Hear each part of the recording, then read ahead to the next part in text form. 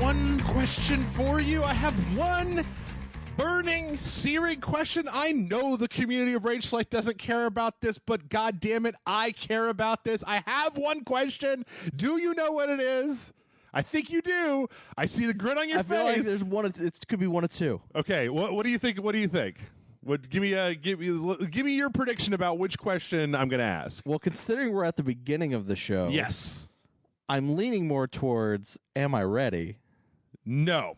But no. I have a feeling it's going to be something else. Have you watched Thor Ragnarok yet? Yeah. Yes? Yeah. Oh, praise be, glory to all of the things. Somebody else was finally that I know. Nobody that I know, like my sister, nobody just watched this movie. Yay! What did you think? It's okay. Oh, god damn it. Like it was better than the second one, but I don't think it was all that great. Really? I think the amount of humor that was in it really hurt the story. Really? Okay. Yeah. Okay. I think I might have felt that way early on, but like as I've gone back and watched it over and over and over and over again. The jokes are funny. Yeah. It's just it undercuts the seriousness because if you remove all the jokes from the story, it's a depressing as hell fucking story. Sure. People dying left and right. Mm-hmm. They're killing off characters for no fucking reason other than just to kill them off, which I think is my biggest issue. Like the Warriors 3, dead. Mm-hmm. Like instantly. Oh, no call, nothing. It's just like they don't even get screen time. They don't even get sentences. They just look at the villain and be like, "Hey, stab, dead. Yeah. Stab, dead. Yeah. Oh, yeah. you want to? One of them gets a fight? No, you're dead now." Yeah. Sorry for those who haven't seen it. You've all been spoiled. It's out. It's out on home release. I feel like it's fair game. But it's just kind of like, well, that felt. I feel like there's no emotional weight to any of these deaths because it's just followed by jokes. I don't know. I had no emotional involvement with any of those characters because I don't really read the Thor comics, and they have not had much development in the Thor movies. Yeah. So I mean, I don't know. That was also, my entire time I'm like, where the fuck is Sif? Yeah. Where the fuck is Sif? Also, can't say I'm too much of a fan of what they did to Korg and the other dude, the other bug with the sword hand, Meek. Yeah. Yeah. They're from the Planet Hulk storyline. So, and they're actually pretty important characters. Yeah. And their personalities are not what's in that movie. So I guess it seems like that you've come to a case of you are very much intimately familiar with the comic book versions of these characters and the changes that have been made to both the characters and the world are bothering you. That's what it sounds like. Like that a little bit. Which is not like I'm not trying to invalidate what you're saying or anything. For those two characters, right. Yes. But like I said, I felt like I just felt like the jokes undercut the seriousness. Like I felt Odin's death meant nothing because it was just literally 5 seconds later, joke,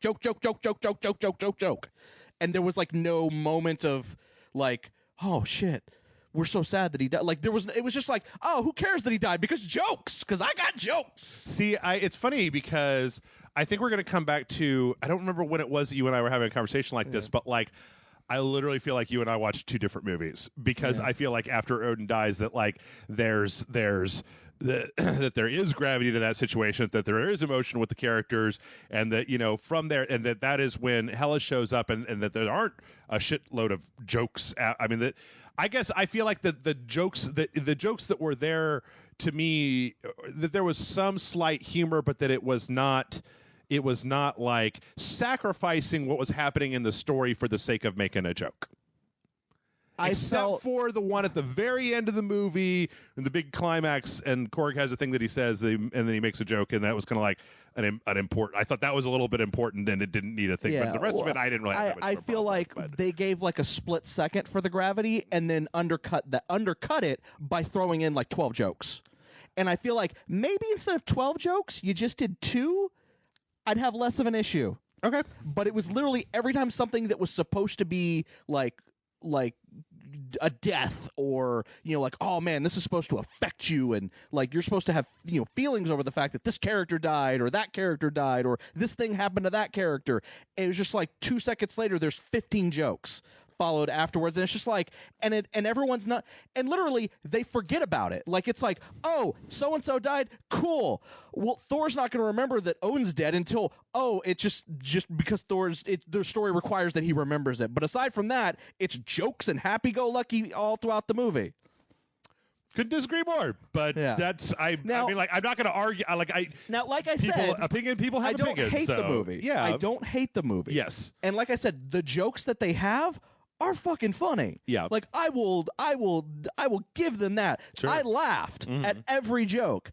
I just feel like it undercut the gravity of the various characters' deaths, and it made their deaths seem less important, except for like the brief moments that the story remembered. Oh yeah, we have to remember that this person died and that their death means something, so we're going to have it quickly be remembered, and then we're going to forget about it again until it needs to pop up again in the story. Okay. And it's just, and I feel like, hey, you know what?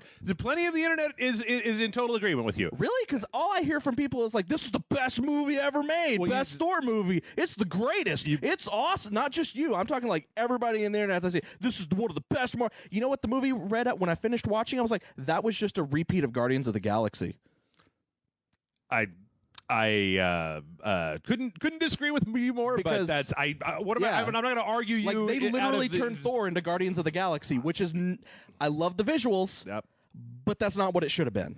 Okay, so it also reminded me a little bit of Iron Man 2. As a counterpoint, I thought that the Thor movies have been the weakest of the MCU. I agree. I think the first one was utter and totally predictable garbage. It was, okay, listen, it was Cars. It was the haughty character has to get taken down a peg. I thought that the love interest with Natalie Portman was just like total horse shit. Yeah, no, I'm not arguing that it was. I agree with you. All three of those movies were the worst of the Marvel movies. I liked all the stuff. I thought that the Doctor Strange stuff was handled very well, and that it didn't overshadow. It was just like a scene, and I thought it was funny, and that it worked. The humor didn't bother me. When it came out, though, I feel like there were plenty of people who were saying exactly what you're saying. Where like, you can't take this movie seriously because it's all just this Marvel joke Yeah. stuff. I feel like because of what people complained about with the second movie and about how just kind of like bleh it was, yeah, they went in the opposite direction with it, and they went too far.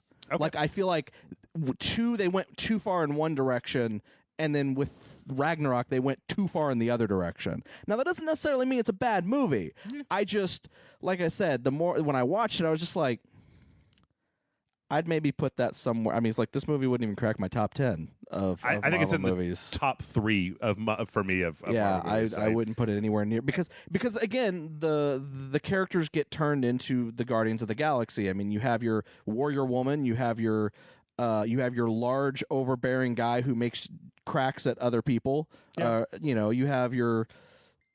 Yeah, I understand, but that's, I mean, those archetypes were a lot of those archetypes were present in other things and the Avengers and other places as I know, well. but it was just like it just felt like we're gonna turn it into the only thing missing is Thor doesn't have a Walkman.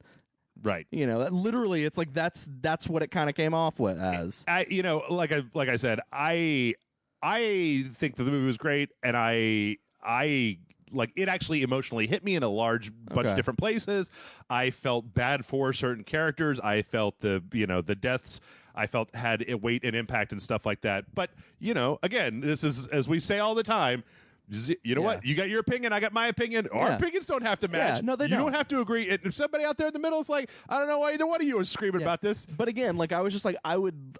Here's the thing: if you told me, because we already know that I think Helmsworth is done. Like his movie contract is done. Yeah, if I'm not mistaken. And I think he had said if he gets to work with that director again, he would love to do a second movie. Mm-hmm. And I think the directors even said if Marvel approaches him, he'd be interested in possibly doing another Thor movie. Okay.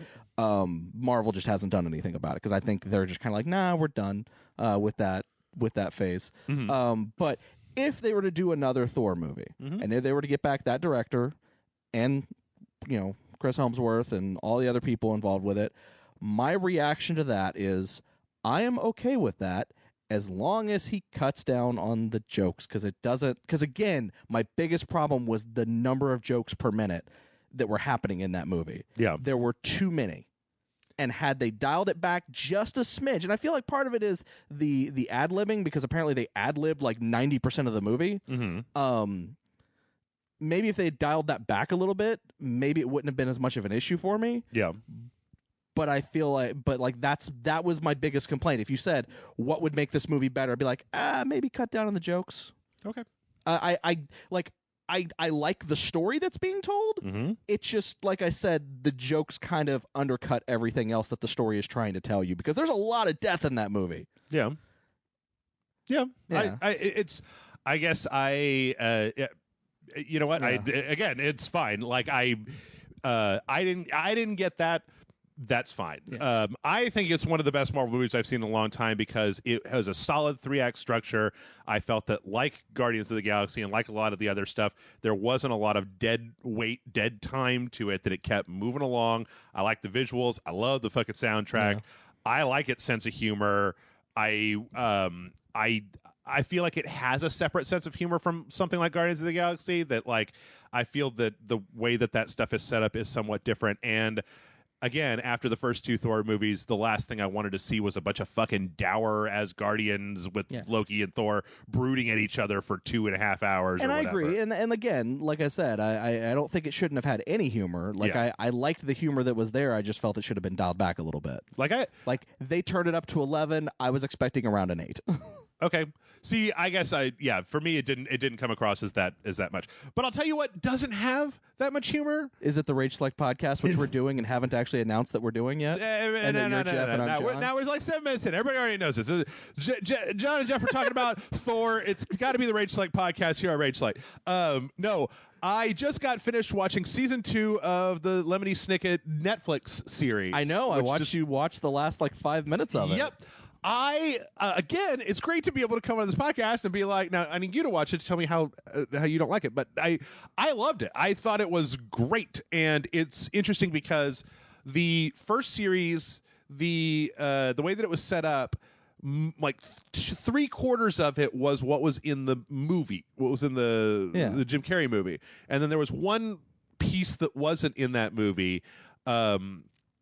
And then, like, I feel like we finally, like, this season, you finally got more different stuff. And what was interesting, what I thought was really cool about it was the movie kind of sets up a pattern, right? Yeah. It's like orphans go to place, Count Olaf is at place, nobody recognizes that Count Olaf is Count Olaf, peril ensues, they defeat Count Olaf, move on to the next place, rinse and repeat. Yeah.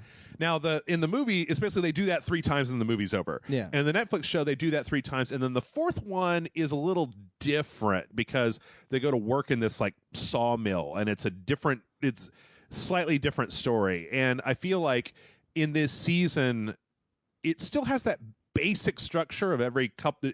You get 2 48-minute episodes, and then you move on to a new section. It's basically 4 2-parters.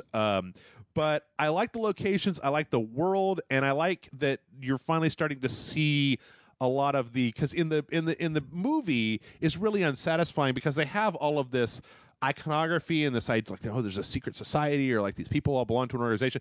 But because that movie series just didn't go anywhere, you just never got any more of that. Whereas with this Netflix series, they're going into that. And I also like the fact that it's just dark as hell. Yeah, no, it's a pretty dark book. Like it's a fairy tale. It's kind of a fairy tale, a little bit. Like it's just like a light sprinkling of whimsical wonder, but then also like 2 cups of just darkness on top of that. No. That's all the way through to the. I've not read the books, but I've read what happens because when I watched the movie, I was like, well, fuck, I'm gonna find out what happens since we're never getting those movies. So I went on, like Wikipedia or whatever, and read up the entire story, and it's like, glad I didn't read those books. Yeah. But and it's just got. I mean, it's got so many characters where they just like are just putting people in left and right. They're introducing new people. And it's like just exquisitely put together. Like all the actors are good. It moves along. Like those 40-minute episodes, every one of them kind of ends on a cliffhanger, and then you get to the second one, and it's just like, oh, I want to know what happens next. Yeah. So like, if you have Netflix and any passing interest, I think that some people may be put off by the idea that it's a kids show because it has child it's a protagonist. Young adult, it's a young adult story. Yeah, I guess I feel that like there's some tropes that they have about like laboriously explaining a word or a phrase. The Lemony Snicket character does that, but I found it just eminently watchable. Yeah, like I like the first season. I just haven't gotten around to watching the second season. So. It came out I think 2 days ago as of us recording this, but I mean like it's funny how watching it was like the exact opposite of what we were talking about a few weeks ago with a lot of the Marvel Netflix series where it's like every episode was just like bam bam bam bam bam bam bam, like the things kept happening. There wasn't a moment where I was just like, okay, let's move it along here. And in a show that the primary characters are children, which traditionally I'm not a really big fan of. Yeah. But you know what?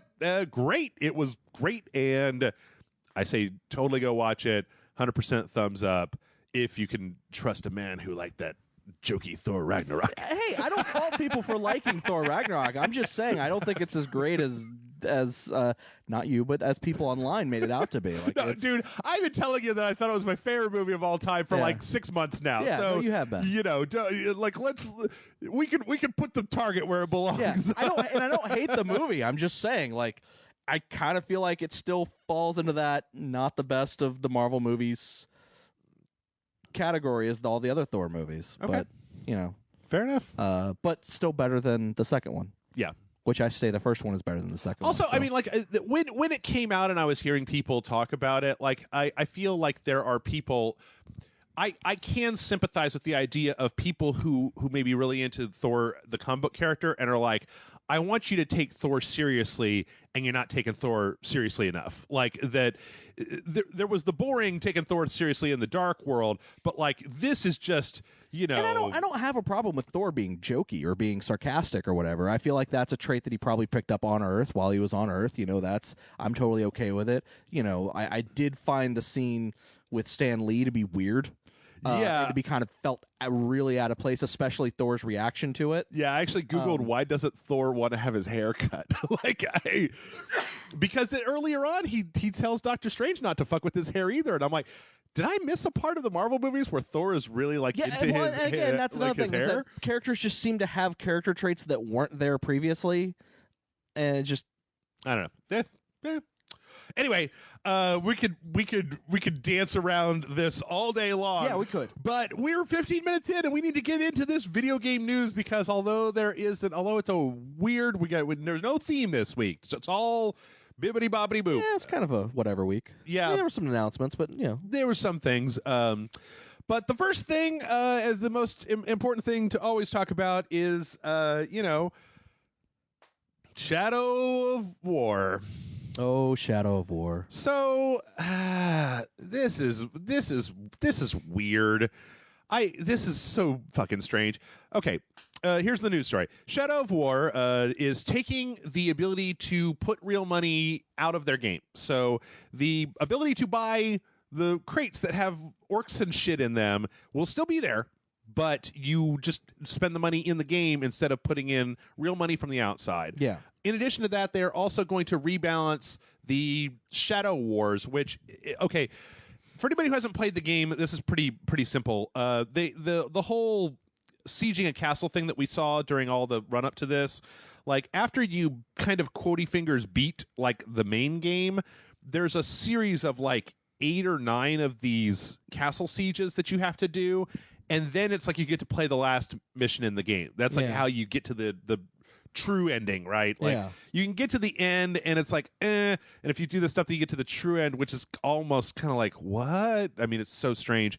But those latter missions, like if you're just the problem here is that the way the game was set up was when those castle defense missions started happening, the difficulty really hockey sticked up quickly. So like the first one was okay. The second one kind of hard. The third one, like, god damn.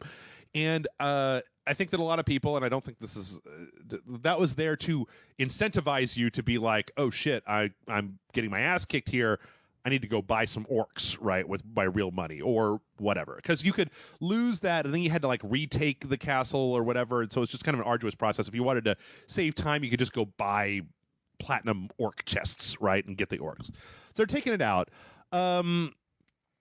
There's some quotes here that are really weird. It says, the core promise of the Nemesis system is the ability to build relationships with your personal allies and enemies in a dynamic open world. While purchasing orcs in the market is more immediate and provides additional player options, we have come to realize that providing this choice risks undermining the heart of our game, the Nemesis system. It allows you to miss out on the awesome player stories you would have otherwise created and compromises those same stories even if you don't buy anything. Simply being aware that they are available for purchase reduces the immersion in the world and takes away from the challenge of building your personal army and your fortress. In order to fully restore the core promise of the Nemesis system, will be permanently removing gold war chests and the market from. Oh, okay. So I think they're taking out the chests. So you probably, I guess, still buy the equipment chests, but maybe not the orc chests. Yeah. But it sounds like. Yeah. Also, to that comment, yeah, no shit. How long it took you this long to figure that out? Or did it just mean that people stopped buying them and you went, well, shit? See, like, I don't want to be the world's biggest cynic. I mean, I do, but like I'm obviously never going to get there because I still have a little bit of childish whimsy in me. Yeah, right? Like now that all of the real world, because they're not refunding you or anything. Like, in fact, you have up until July 17th to spend any gold that you have left. And so, yeah, it just feels like they looked at the sales numbers and went, oh, people really hate these loot boxes. Why don't we turn them off? But they kind of had that Battlefront 2 problem where the game was built around that concept of having, like, the thing about the Nemesis system was that in Shadow of Mordor, you were trying to the Nemesis system was made for you to take over, like, you would turn a guy and then you would set him up and then you would try to get to the battle command and you're trying to take out the 4 like war chiefs, right, of every area. And then if you died, the people would move up and whatever.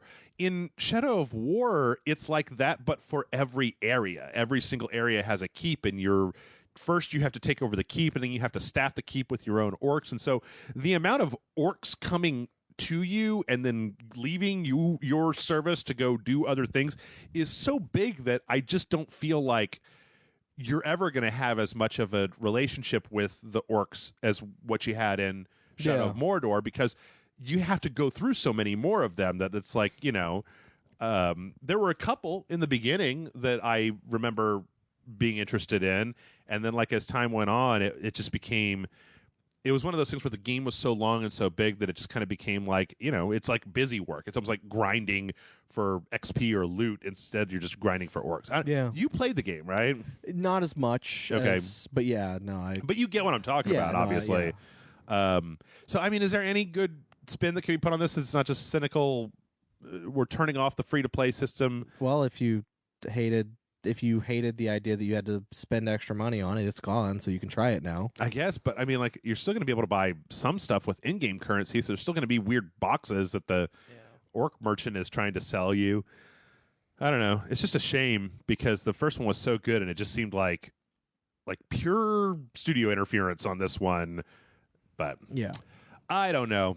If you need something, though, to cheer you up after you get done thinking about how much better of a game Shadow of War could be, maybe you want to play a little Overwatch. I always want to play a little Overwatch. Maybe you're not tired of listening to Jeff and company talk about Overwatch all the fucking time. So this week in Overwatch, we had a dev diary talking about the return of the PvE event from last year, which was, what was it, Uprising? Uprising, yeah, where it was like a group of 4 characters fighting a bunch of robots. Yeah, it was Torbjorn, Reinhardt, Mercy, and Tracer's first mission. Yeah, Tracer. Fighting against Omnix, and it was basically just a PvE, kind of Junkenstein-y. I only played it like once, I think, because I was doing other stuff last year when it was that not bad. happened.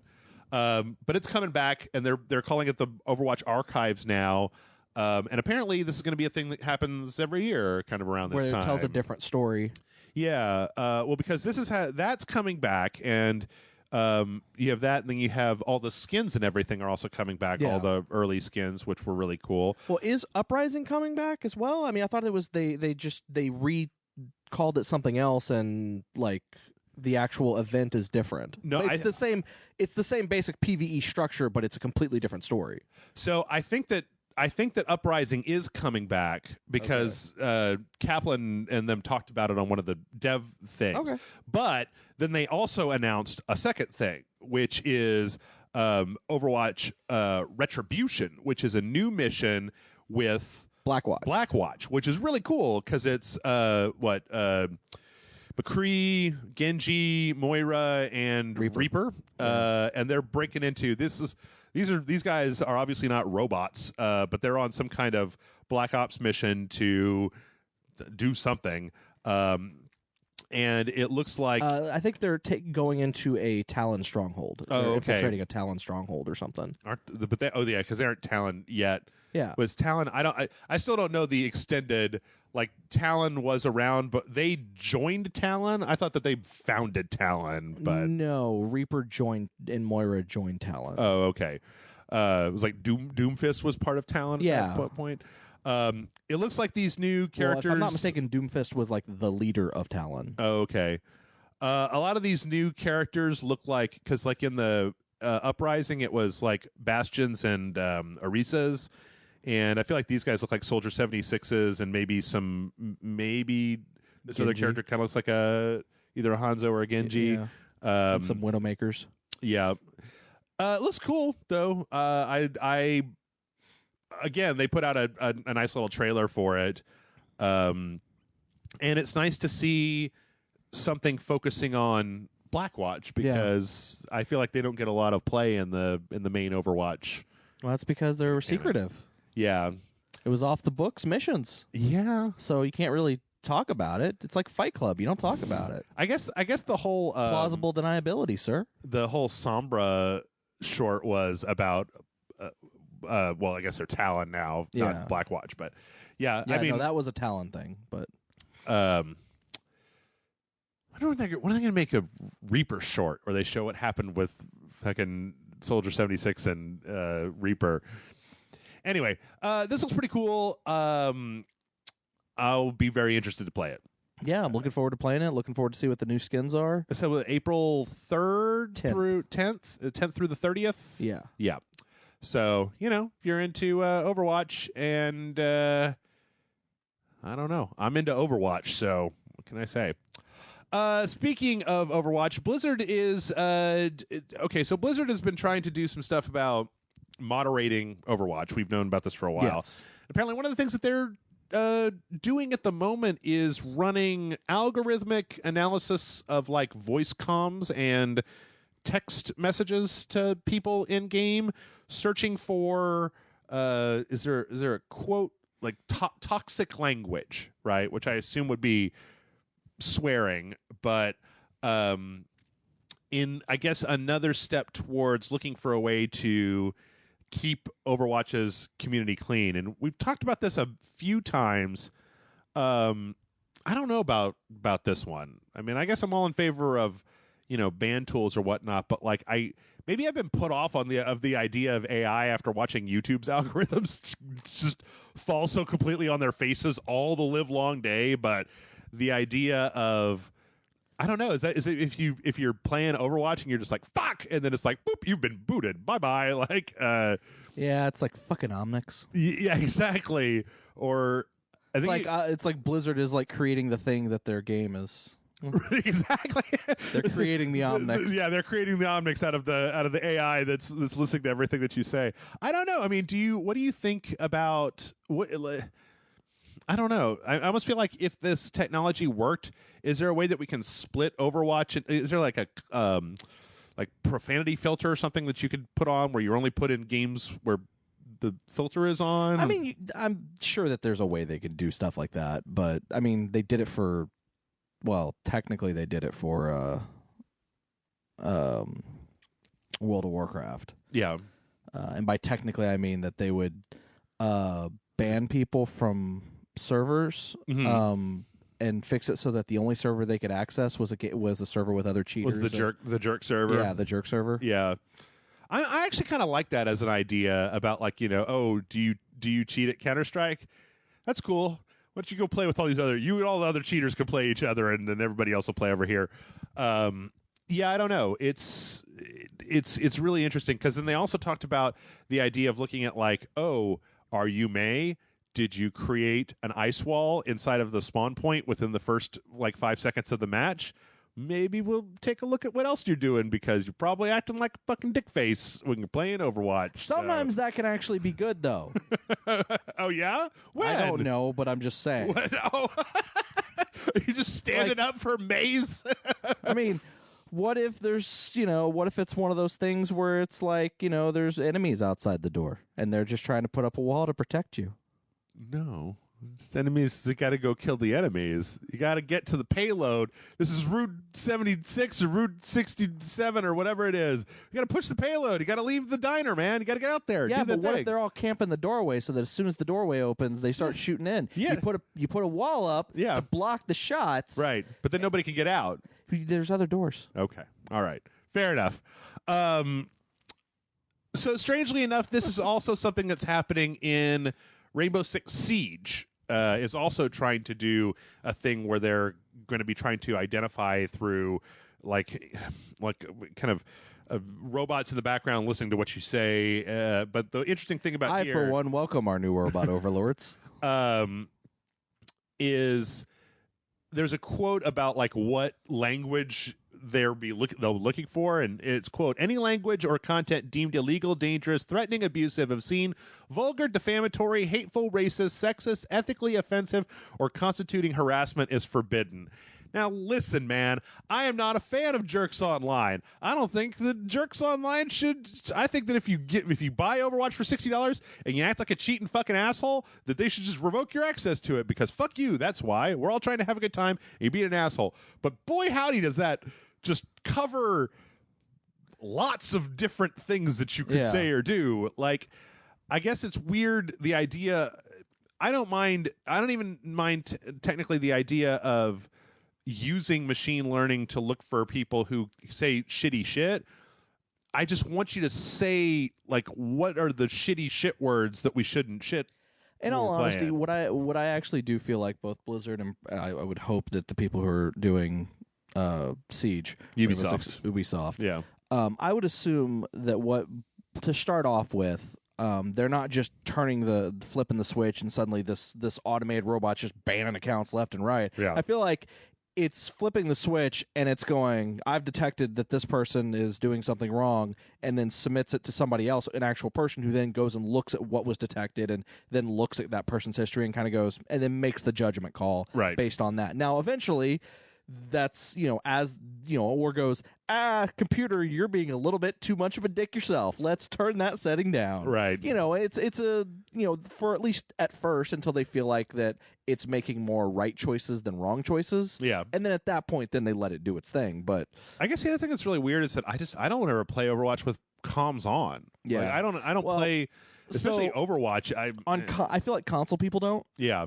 PC people do, because that's where your competitive gameplay goes. That's where, because people are playing competitively because they want to play. They want to be on the fucking the league, Overwatch League or whatever. Yeah.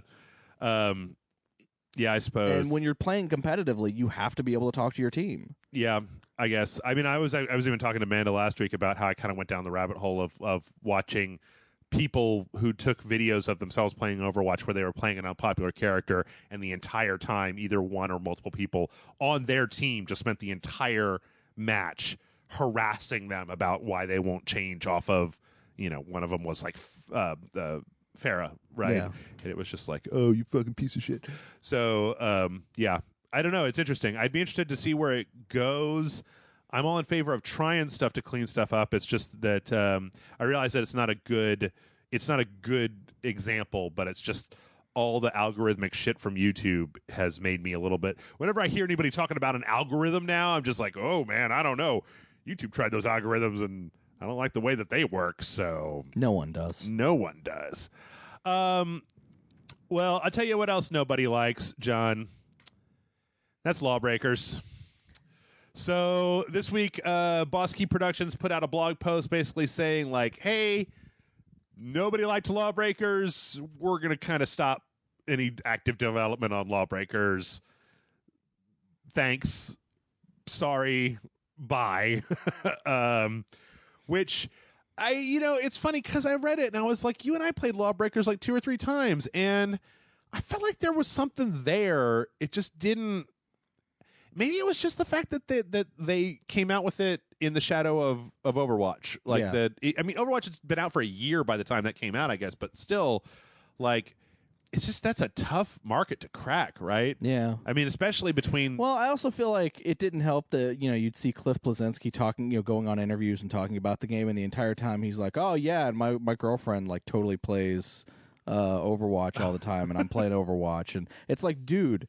Stop talking about Overwatch and sell your fucking game. I almost feel like they could have, if they would have just leaned a little bit further into, like, because they still had that weird like customization bit where you could pick like, I don't know. I guess it wasn't clear from the get-go when you were playing it like what class did what. Yeah, how, I mean there was some like, ambiguity in there that I was just kind of like I didn't. Yeah. I don't feel like the characters were, and I think this is maybe where it is. I don't feel like the individual characters were interesting enough or different enough from each other to really make you attach to the characters. Because, I mean, Overwatch made you attach to the characters before the game came out because the characters were all so different. Even if it was two characters who did maybe something similar or were part of the same class, those two characters were not only functionally different, they looked and acted different in the way like their comments were and their style. And like you look at it and you immediately go, that's the character for me. Right. Whereas Lawbreakers, I looked at that menu and went, they all look the same. Yeah. Well, maybe that's one of the big things is like starting with Team Fortress 2, both MOBAs and stuff like Overwatch, you have to be able to look at a character and identify just from their silhouette which character I'm looking at. You know, the difference between the sniper and the heavy in Team Fortress 2, or even the sniper and, say, the scout. You can tell the difference between looking at them just from their posture, the way that they're built out from a distance. Whereas, you start to get into that weird, like, Unreal, everybody kind of looks like a blobby Rob Liefeld monster thing in Lawbreakers, and the maps didn't funnel very well, I feel like. When you play a Call of Duty map, you can kind of know where you're going and know where you're getting to. But anyway, that's a shame because I felt like I agree with you. I felt like there was something there. It just didn't push it enough. Yeah. I don't know if it needed more development or less development or a different developer, but I don't know. We'll see if they end up doing something else new. Speaking of doing something new, Microsoft is going to be doing something new with Xbox compatibility. They're doing another on the next episode of Inside Xbox, which is kind of like apparently I understand like a Nintendo Direct for Microsoft. They're promising a big focus on backwards compatibility with a big update with focus on original Xbox. Oh, so they're finally going to backwards compatible some more original OG Xbox games. It would appear so. We will know next week, basically. Tuesday of next week, they'll be doing that. So because they got some on there. Yeah, they had the first grouping that was like, Crimson Skies was in there, and a few things were in there. As a person who I don't want to. This will sound shitty, but you're more of an Xbox person than I am. Yeah, I own one. I own one too, but I just don't ever plug it in, except when. Well, like the OG Xbox. Oh, well, yeah. I guess the question I own all three consoles. Is do you think that this backwards compatibility stuff? I feel like they've been rolling out this backwards compatibility stuff as kind of like a stopgap because there haven't been that many first party games outside of Sea of Thieves.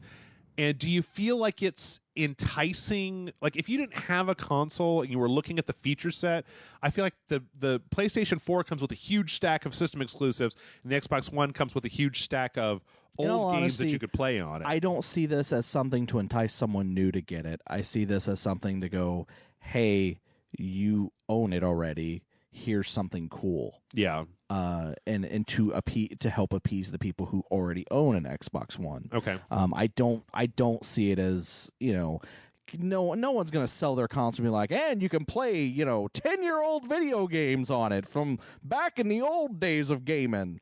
You could play the original Halo and Halo 2. Well, you know what? You say that in a jokey old old-timey prospector voice, but like I do feel that there are a lot of people that backwards compatibility is a big it is a big thing for, that they would be more than willing, like if an Xbox can both play brand new AAA games, which it can. I feel like whenever I talk about the Xbox, that I may be giving off the impression, you could play Far Cry, you could play the new games that are out, because they all come out soon. there. You'll be able to play what was that? I don't know if it's a thing you have on your news thing, but soon you'll be able to play I already forgot the title of it. Great. It's a PlayStation 4 exclusive. God of War 4? No. The game everyone hated at first. Oh, and then Senua's Sacrifice? Hellblade? No. That comes out like next week for the Xbox One. Oh, I didn't know that. Yeah. That's news to me. No, No Man's Sky. No Man's Sky, Yeah, yes. No Man's Sky next from last week. Yeah. Comes out, now it's going to be getting No Man's Sky. But you can see like the PlayStation 4 has all of these PS4 exclusives, but a lot of them are very nichey. A lot of them, if you're not like into Japanese games, then maybe not as much. So I can honestly see somebody going like, well, I'd rather be able to play some of my old 360 games and all the new AAA games that come out. Yeah. That's more important than having access to a bunch of wackadoo garbage in this VR definitely. that I'm never going to play. No, definitely. That's a selling point if you owned a 360, right? Or if you owned any of those digital games like that were also backwards compatible for the Xbox One that were available to play on it. Because if you own those, you're going to get them on the they all just unlock on your Xbox One. Right. So if I had already bought a digital copy of Red Dead Revolver for the Xbox, the OG Xbox, when I own my 360, I get that on your Xbox One. My Xbox One. Yeah. Which I don't know if that game's one of them. I just do that off the top of my head. But so I feel like, again, if you owned a 360, you already bought an Xbox One. Yeah. Like now, mind you, I know a lot of people who went from Xbox 360 to PS4. Yeah. So I mean, it might entice some of those people to maybe buy it in addition to their PS4. Mm-hmm. Because now they can go back and play all those games that they. I feel like what they're really been doing is enticing people to mid-system jump. Like if you bought a PS4, to maybe consider buying an Xbox One X for backwards compatibility, Microsoft exclusives. Like instead of buying a PS4 and then buying a PS4 Pro, which outside of somebody like me, there's no reason to do, that you would probably want to. They could entice you and be like, "Hey, you got that PS4 plays on that stuff? Check it out. We got this new thing. It's 4K. Yeah, all these games on it. Also, you can play a lot of your old games too. So and they're up-res to whatever 1080p. So yeah, no, I agree with you on that. I feel like it's more trying to entice people that aren't looking to buy another PS4, and are maybe just looking to buy another console or looking to be enticed to buy an Xbox One. Mm-hmm. And I definitely feel like that, I feel like that does that sort of. I do still feel like they're kind of dropping the ball, especially considering their huge big exclusive that they announced and that got released, Sea of Thieves, kind of bombed. Apparently has a really big install base plan. I'm not willing to make a judgment about that until I see what the user base looks like 6 months from now. Yeah. Like if they can keep people playing it. Well, I've heard this user base has already dwindled. Oh, well, I heard like when it first came out, like the user base was big, but like weeks after it came out, like it dropped. Okay. Well, maybe. All I know is that as you and I have said a lot on this podcast, they better have a goddamn Dynamite E3 this year because they ain't got shit otherwise. In sadder news, hey, John, I don't want to say this out loud. All right, so everybody knows that Square Enix had IO Interactive. They made Hitman, one of the best games that I feel like is a fantastic goddamn game that doesn't get enough goddamn credit because it's a fucking masterpiece and it's wonderful. They forced them to sell it episodically. It didn't sell as well. Surprise, surprise. Square Enix did that bullshit Disney thing where they were just like, well, bye. And IO took their franchise and decided to go solo. They put out their Game of the Year edition, Solo, which had those new, was like the 4 new remix levels, essentially. Well, it appears that they now are probably maybe going to be getting in bed with Warner Brothers. Apparently, there's been an announcement where they're going to be putting out Hitman the Definitive Edition as a Warner Brothers published product that has all the things that were in Hitman. Hitman, the contracts, the escalations, the remixes of Sapienza and Marrakesh, all of the stuff that came in the Game of the Year edition, all this stuff, along with the IO 20th anniversary outfit bundle with 3 new outfits inspired by Freedom Fighters, Keenan Lynch, and Mini Ninjas. Eesh. And I just, oh man, like I hope that they're Warner Brothers hasn't had a really good track record recently with like, you know, treating the people making games for them really unless well. you're NetherRealms. Right. Yes, unless you're NetherRealm, which I feel I feel like NetherRealm is just crafty enough to kind of get by because, you know, Injustice 2 totally has those like loot boxes and stuff in it. I think Warner Brothers leaves NetherRealms alone. I think they're like, you know what? Let's just let them make their Mortal Kombats and whatever games they want to make. Yeah, and let's leave them alone. Like I honestly feel like Warner Brothers just lets them do because they're making them money. Yeah. Yeah. So, man, I really just hope that it seems like they got into. They left one abusive publisher relationship of a publisher who's going to try to force you to shove a bunch of shit in your game you don't want to. And now they've gone over to another publisher that kind of traditionally makes people shove shit in, or maybe not. Maybe they always wanted to have Batman Arkham Knight be a shitty mess on the PC, and maybe the plan all along was for Shadow of War to have crappy microtransactions that then were going to get taken out after a certain amount of time. It doesn't really make a lot of sense to me, but you know, so who can say? Maybe this is a good thing. Maybe it'll work.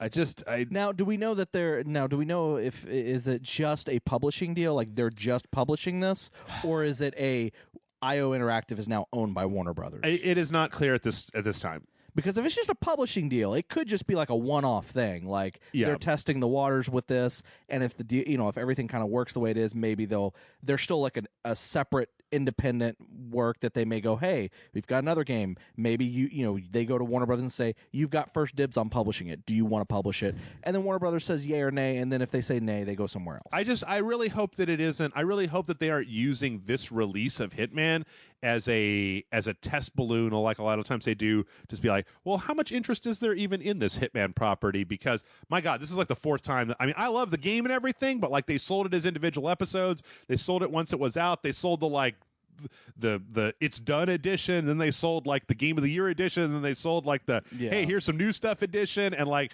hey, here's all that with some Keenan Lynch costumes, and it's like, God damn, dude, even I can't buy this game that many times. So have you bought the game that many times? I bought it on the PlayStation, and then I bought it on the PC because I wanted to play it on the PC, but it turned out to be one of those like 50 gig uncompressed texture games, and I have like 100 gig solid state drive that I install my games on, and so I'm just like, I can't play it and have anything else really on here at the same time. So all right, from there, let's jump into some trailers. We're going to speed it up a little bit. Spider-Man has a release date. About time. Yep, September 7th. Spider-Man on the PlayStation is coming out, and we got a look at one of the pre-order bonuses. Apparently there's going to be 3 different suits. The first one we got to look at is the Spider-Punk suit. Yeah. John, as a comic book man, is this a thing from the comics? Yes, it's from the Spider-Punk costume is from the Edge of Spider-Verse storyline, the Spider-Verse storyline. He's a Spider-Man from an alternate reality where Peter Parker is kind of a punk rocker. Okay. And he just likes to wear a jean vest with his Spider-Man costume with some punk rock buttons. And yeah, I mean, so I don't know if you know what Spider-Verse is. So there was a storyline where basically there were these multiverse traveling villains who basically lived off of Spider-Man. Basically, yeah, they would go to those and they would eat them like vampires and consume them, and like they would just travel from dimension to dimension to dimension to do this. But they only ate Spider-Mans? Yeah. Okay. And so Spider-Man and Peter Parker. Well, it first started off that it was Dr. Octopus, while in the body of Peter Parker, found out about this. Oh, this is at that point, huh? Yeah, found out about this and decided that he was going to build an army and combat them. Okay. Like, because he didn't want to die at this, but he's like, no, fuck that. I've got this body. It's mine. I'm doing good. I'm being a good guy. I'm being a hero. Fuck them. I'm not going to let them come after me. I'm going to go on the offensive and go after them. Yeah. And then gets Peter Parker, who had, like, there's some time travel shenanigans in there, and then Peter Parker, who had just taken over his body, also goes, you know what, Doc, that's a good idea, but you shouldn't be the leader. And then so they both have their own groups, and it's literally just Spider-Man character from all different realities. Okay. This is where the Spider-Gwen character came from. Oh, okay. Spider-Ham's there. There's a whole bunch of, like, any incarnation of Spider-Man that has ever existed. Like the Japanese Spider-Man who has the giant mech, Right. that shows up at some point. Okay. So it's literally That's like, kind of cool. yeah, no, it's actually really cool. There was like every Spider-Man that ever existed in any form of media shows up in this crossover. I feel like this is the thing that I hear all the time about comics. Is I remember when like the comics started and Dr. Octopus took over Spider-Man's body, and everybody was just like, boo! And then, like, I feel like there's so many times where a thing happens in a comic book universe, and it's like, boo! And, like, 3 years later, people tell me that, like, yeah, and then, like, a year after that, that whole arc just got super, super good, and it was, like, real fun. Well, the whole thing, it actually got really good during it, like, I would say within that year of that happening, and then this thing happened, and it was just fucking batshit crazy in all the right ways. Cool. It was really cool, but that's what he's from. Okay, and then we also have in this trailer 2 other Spider-Man outfits that are going to be mystery released. Yeah, revealed coming soon, so they'll probably reveal them later. Like one of them says to be revealed in July. And unfortunately, because Spider-Man's costumes are pretty form-fitting, it's not really possible to tell. I mean, okay, neither one of these appears to be Cosmic Spider-Man. That's all I could really say for certain. But yeah, Spider-Man's got a release date, mark calendars. Yeah, there's like a digital deluxe edition, which apparently there's some after release story DLC that's coming out. Okay. That's part of the digital deluxe edition. There's I don't remember all that's in it, but also there's like a collector's edition that comes with a statue that apparently the base of the statue is a spoiler for the game, which is also weird. Okay. But yeah, it's okay. like they show like the big, like, apparently if you pre-order the digital collector's edition on the PlayStation, you also get mailed a pin, like an actual enamel pin of the box of the Spider-Man and the pose of the box cover. Okay.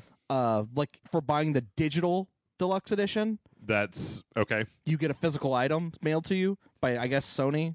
But I love this collector's edition because you'll notice there's like a statue. It looks like a box, and Spider-Man's on top of it. Yeah, and that little box, that's not actually what that's going to be. Okay, that's they have it, like revealing summer 2018. Yeah, because apparently it's a spoiler. Okay, great. Which I'm like, why would you reveal it at all then? Just let people. Yeah, you know what? I didn't actually notice this. I mean, we're real behind, but I didn't even notice this. But one of the things in this collector's edition thing is it also says also receive, and one of the things it says is 5 extra skill points. I wonder if there's going to be a thing where you can buy skill points for real money. I've never really understood that as an idea of like, oh, we balance the game to have a progression, but like if you want to spend an extra $20 and break the video game, I guess like do whatever you want to, weirdo. Like. Yeah. But anyway, let's go ahead and roll on forward. We're going to have to go a little bit faster here. Donkey Kong Tropical Freeze has a new trailer out. Looks a lot like Donkey Kong. Looks like Donkey Kong Tropical Freeze. Yep. I played it. I owned it on the 3DS. It was good. I even recognized some of this stuff from when I played the game. And yeah, it looks pretty cool. Pretty tasty. If you're a fan of Donkey Kong and you got a Switch and you never played this on the Wii U, which I should blame you, play away. Yeah, you should play this totally when it comes out on the Switch. It was a really good game. There was a brief video that came out for, speaking of the whole Xbox Needs Games thing, for State of Decay 2 from PAX. And there's some interesting stuff in here, but like I tell you what, John, a lot of this just looks exactly like it's just like a random third-person zombie game. Like, Yeah. I understand that people liked State of Decay, and I didn't hate State of Decay, but like at the end of the day, it never seemed like the sort of thing to get real hyped about. I don't know. It'd be like. I mean, I'm definitely seeing some stuff that's different, but like, I didn't really like the game that much for the stuff that's different to be like, oh shit. Yeah.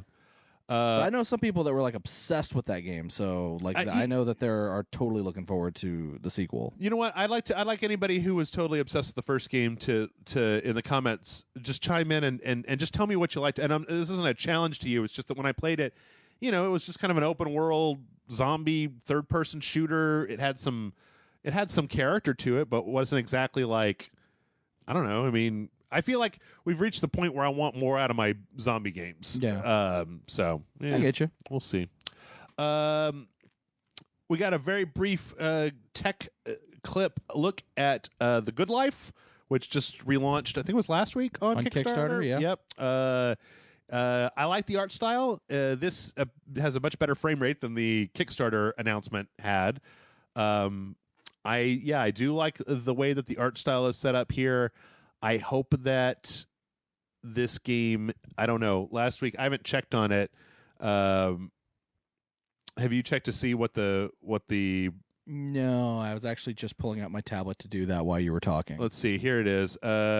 It's at $233,000 of a $635,000 goal with 28 days left to go.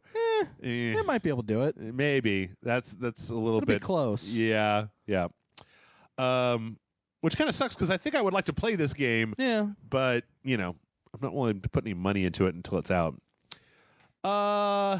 And finally, well, actually, no, we got a couple more trailers. But hey, all of you. Okay, you tell me. I don't want to be responsible this time. Spyro? I thought it was Spyro. Spyro? Spyro? I thought it was Spyro. Whenever I say it one way, somebody says it. It's not that way. It's the other way. I always thought it was Spyro. Okay. I mean, I could be wrong. I don't know. The Spyro Reignited trilogy, because everything old is new again. The first 3 Spyro games are getting remade and put out. I'm cool with that. Yeah, I mean, it looks like they've, again, this isn't just an up-res. They've done some work. They've redone the whole game. Yeah. With some nice effects. It looks nice. I never really played. I missed out on the whole Spyro craze. Well, Spyro, Crash Bandicoot, yeah. The Banjo-Kazooie. I didn't play much of that stuff because I wasn't a kid when that was, or I was a little old at that point for those particular games, and I was too much of a surly teenager to be like, man, I don't want to play games about cute dragons. Fuck that. I do drugs, listen to rock and roll music.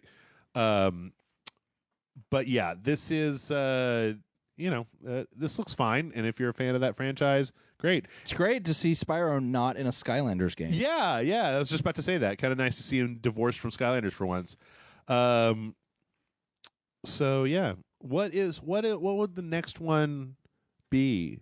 Original Banjo-Kazooie? Oh, I don't think we'll ever get those. I mean, we technically got that rare replay thing, which had the Banjo games, but yeah, but I'm talking about like the full remake status. Yeah, we'll never get that for Banjo. Nintendo would ever make like remake Super Mario 64, like for a new generation? No, they don't like to do that though. They don't like to go backwards. Yeah, Nintendo doesn't do that. Anyway, so yeah, I mean, truthfully, I think the next one would be like what, Jak and Daxter, or oh yeah, Jak and Daxter. Well, they actually are now. They've quietly released all 3 of the original Jak and Daxter 1, 2, and 3 as backwards compatible games on the PlayStation. Yeah. Yeah, that would be one to go back if you wanted to try to bring that back. But Jak and Daxter's Naughty Dog, right? Yeah, that's a good point. They already remade Ratchet and Clank. The Sly Cooper, that's also not. Is that Sucker Punch? That's Sucker Punch. Yeah. Okay. Anyway, yeah, that's going to be coming out September, I believe. And then there was a very brief thing online where it was listed as for the Switch in the UK. So it might be coming out on the Switch as well as the PlayStation 4 and the PC, I believe. Yeah. But Well, I think it's listed. I think it was announced as a limited time only PlayStation 4 exclusive. So I think it's limited time only in that it's going to be on the Switch probably like 6 months later. It would make sense. And then our last trailer this week is for The 13th Doll, which is a fan-made Seventh Guest sequel. Did you play The Seventh Guest? I remember it.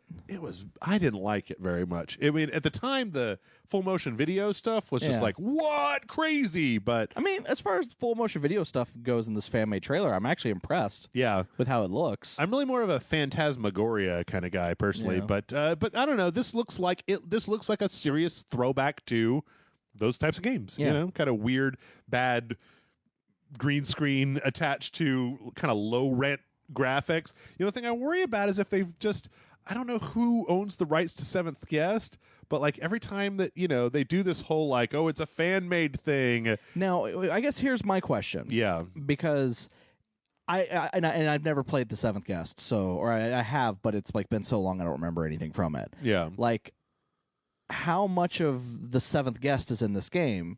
Is it like a spiritual sequel in that they have it take place in a similar looking mansion, but it's not called, they never say the name of it, and like none of the characters from the original appear in this? I think that I think that's what you're looking at. And so it's just tweaked enough that they can be like, oh no, it's a fan game.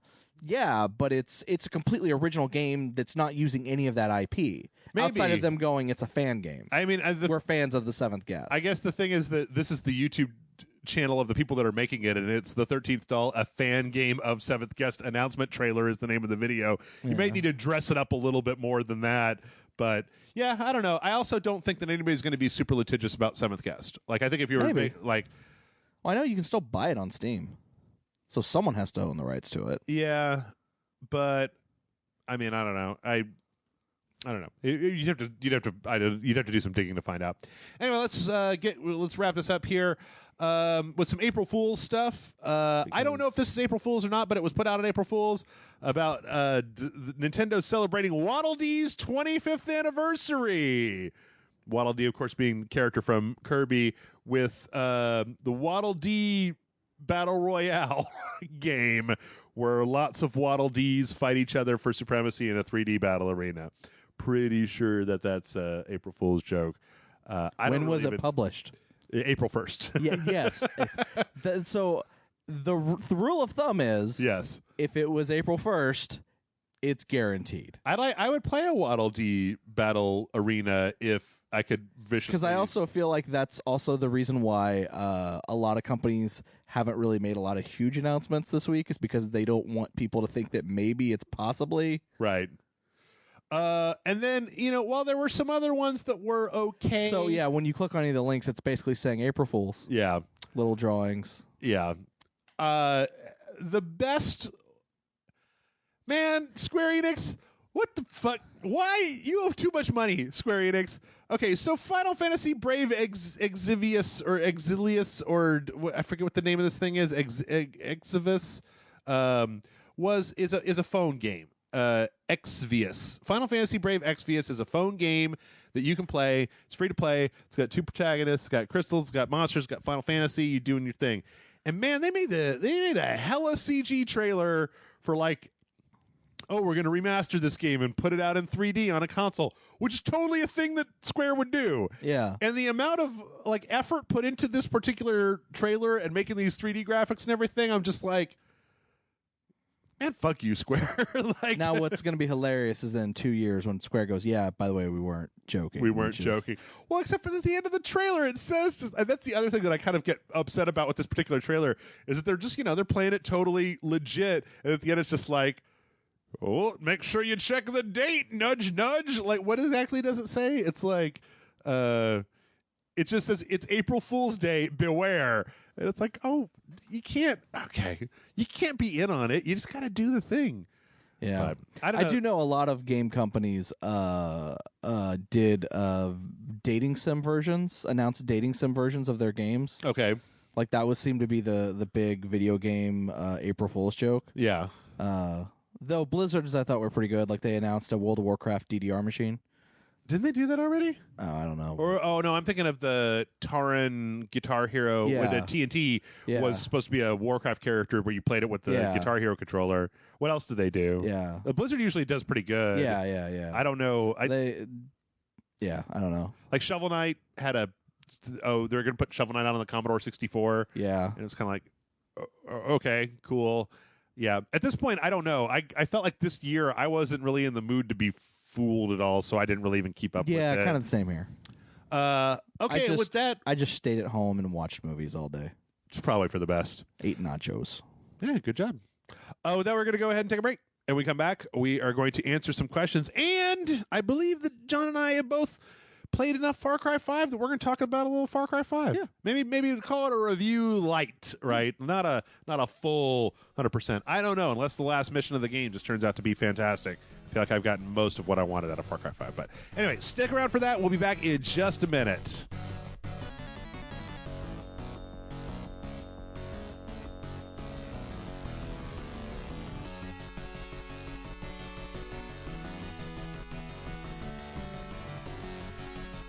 And we're back.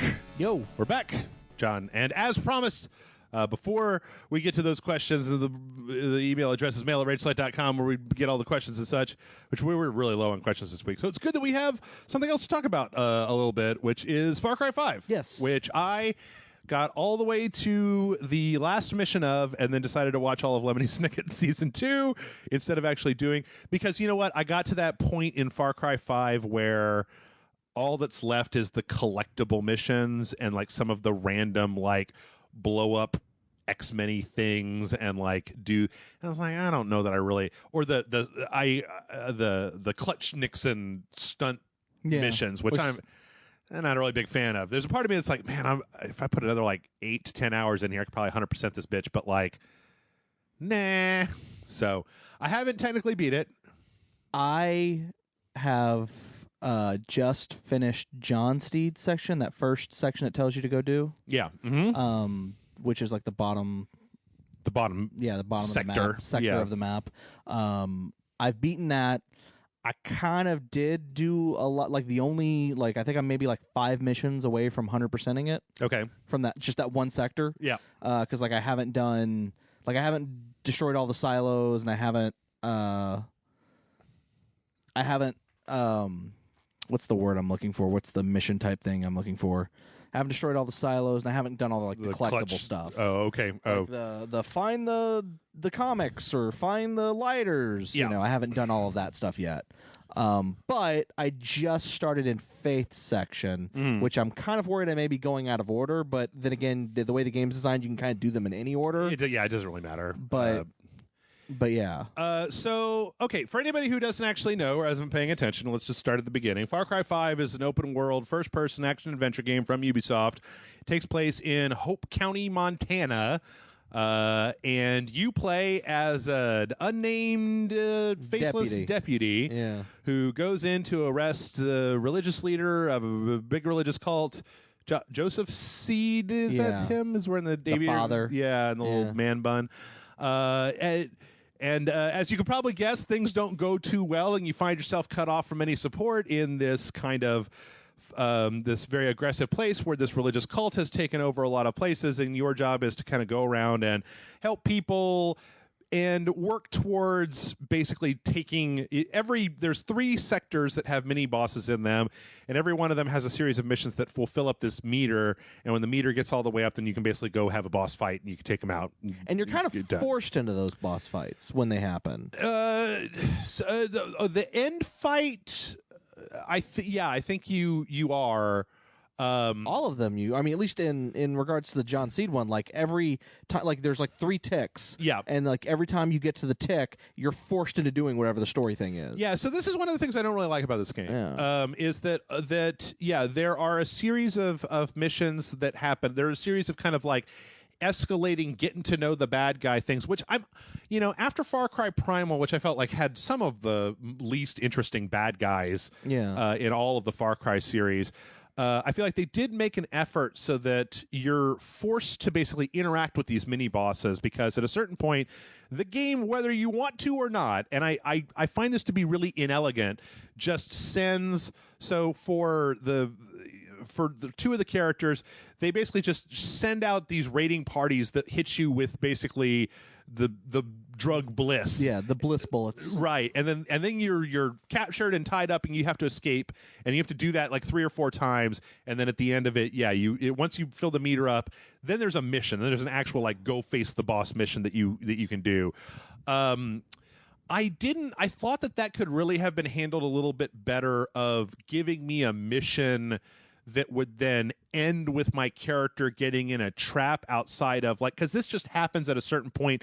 You're just wandering around in the game, and the game just is basically like, no, bro, you're going to go do this story mission. Like, we're just going to pluck you out of the game to go do the story mission. For the John Seed stuff. Yeah. Like, he literally calls you on the radio and says, they're coming for you. Yeah. You can't escape. Yep. And then literally you get attacked from all angles, regardless of where you are or what you're doing. And with the exception, I think, of one instance of that. I think it's he says, meet me here if you want to blah blah, and then you have to go there. But everything leading up to that is like you just get, and then like you get knocked out because of these bliss bullets that you pass out from drug overdose or whatever. Yep. And then you wake up and you're like in the bad guy's clutches. Yeah.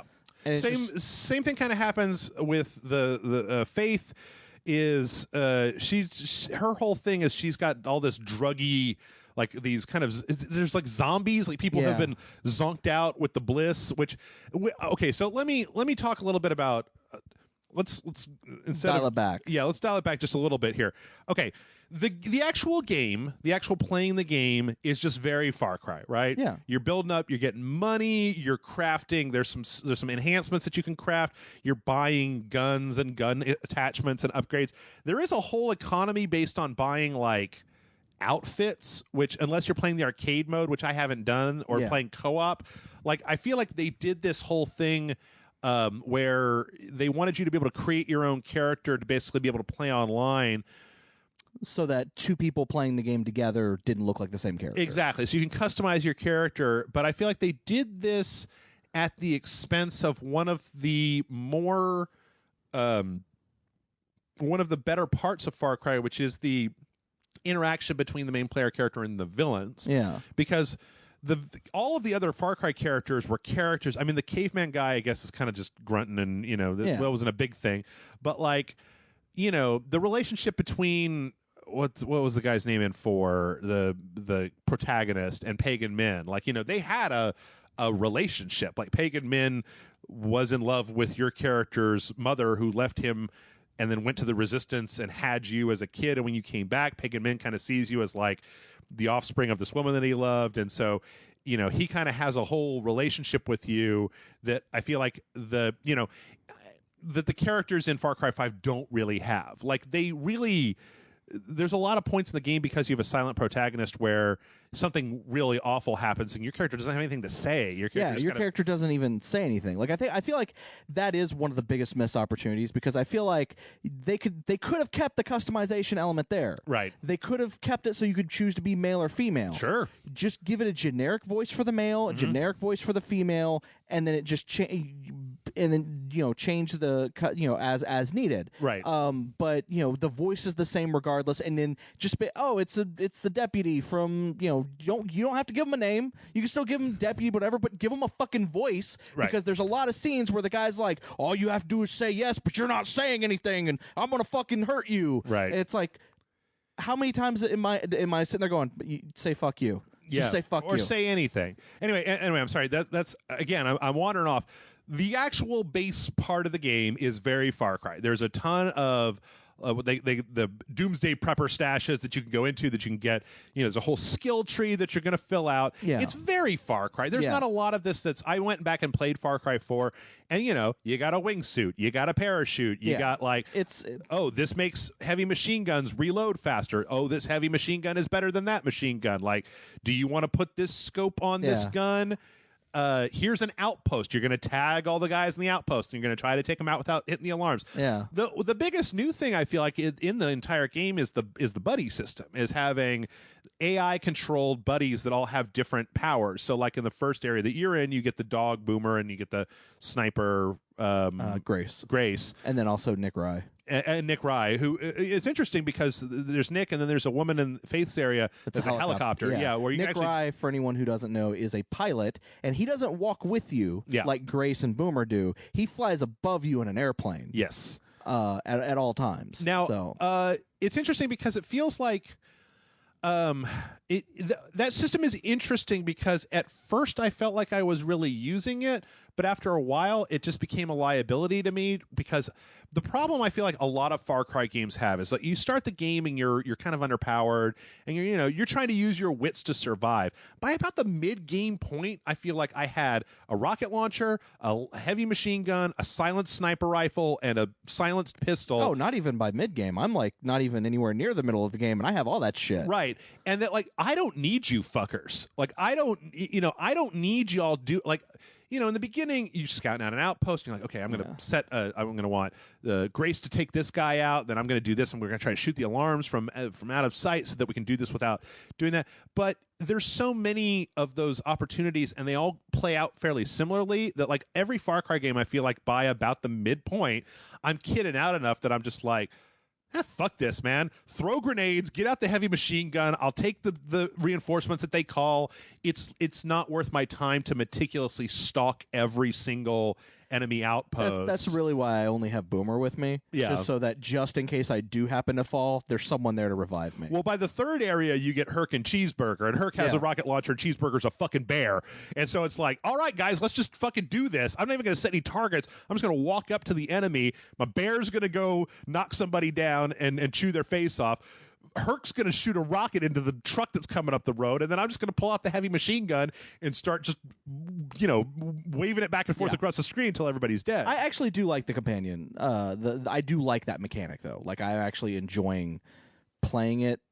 I don't enjoy playing it with Grace. Yeah. Because I think I hate Grace. Oh, okay. Like, I don't like her character at all. Yeah. Just because of how fucking dour she is. She is just the worst. Also, but I fucking love Boomer, and I will fight for Boomer. I will take a bullet for that dog. I had to stop using Boomer because I felt the same way, as that I didn't care if anybody got killed, because when one of your characters gets knocked down, you can basically go and res them, or if you let them die, it's like a 15 to 20 minute cooldown. Well, I think it's like a 30-minute cooldown, but then you can spend upgrade points to cut that to 15. Yeah. Or 5 minute or something like that. I guess it's just by there's a point in Far Cry, and this is not a Far Cry 5 problem. This is a Far Cry problem, where the games are so long that there becomes a point as the game goes on where I'm just like, fuck it. I'm going to get a helicopter. I'm going to shoot a bunch of rockets into this outpost. Like, I don't give a fuck about any of the things. Collateral damage. Right. Like, here's another thing. The game keeps, like, if you accidentally kill a civilian in Far Cry 5, it says, like, do not kill civilians. But I've never...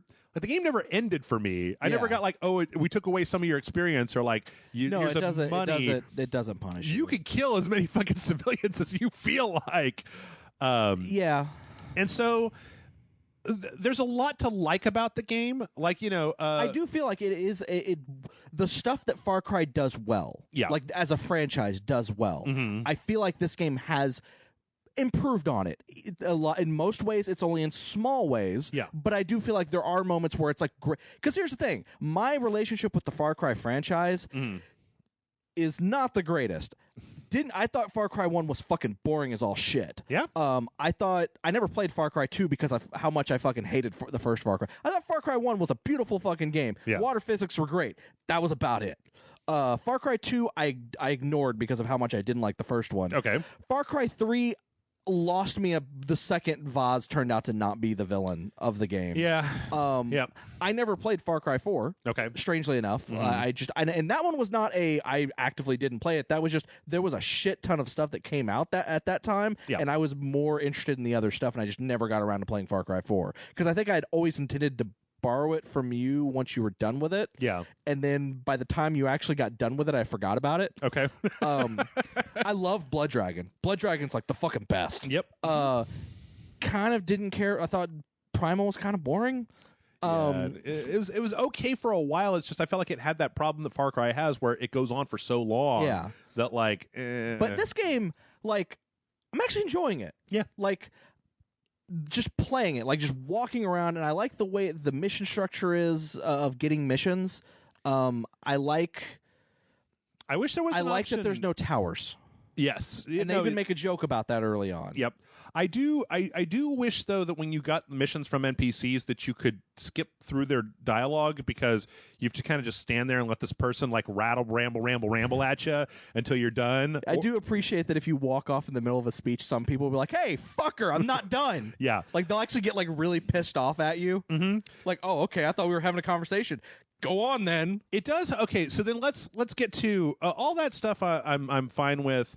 You know, I have some nitpicks. Like I went back to play Far Cry 4, and Far Cry 4 has a radar. Yeah. Which I feel like is something that I'm missing in Far Cry 5, because a lot of times when somebody's shooting at me, like it tells you where they're shooting at you from. Yeah. But then it's like you kind of got to look at them, and then eventually they'll pop as a target sometimes, but sometimes not. Yeah. That's also a good reason to have Boomer, because anybody that Boomer sees will immediately pop. Auto targets, yeah. It auto pops. Yeah. So I kind of miss the mechanically speaking, I kind of miss the radar because that would allow you to kind of just get a better, like if somebody's shooting at you, you kind of know approximately where they were. I feel like it could work for this game. I see that they wanted to cut the UI down to not, you know, which it's very minimal. And I like the UI that's there. Yeah.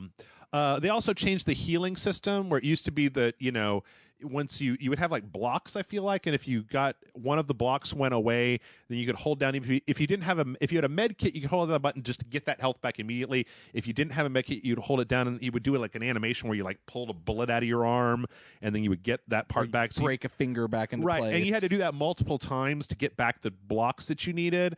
I feel like in the beginning that I missed that system, because now it's just if you don't have health packs, it's like slowly regenerating health if you get out of combat, which means that your options are you got to get somewhere and then just sit there for a minute, as opposed to having the activity of holding down a button and feeling like you're doing something.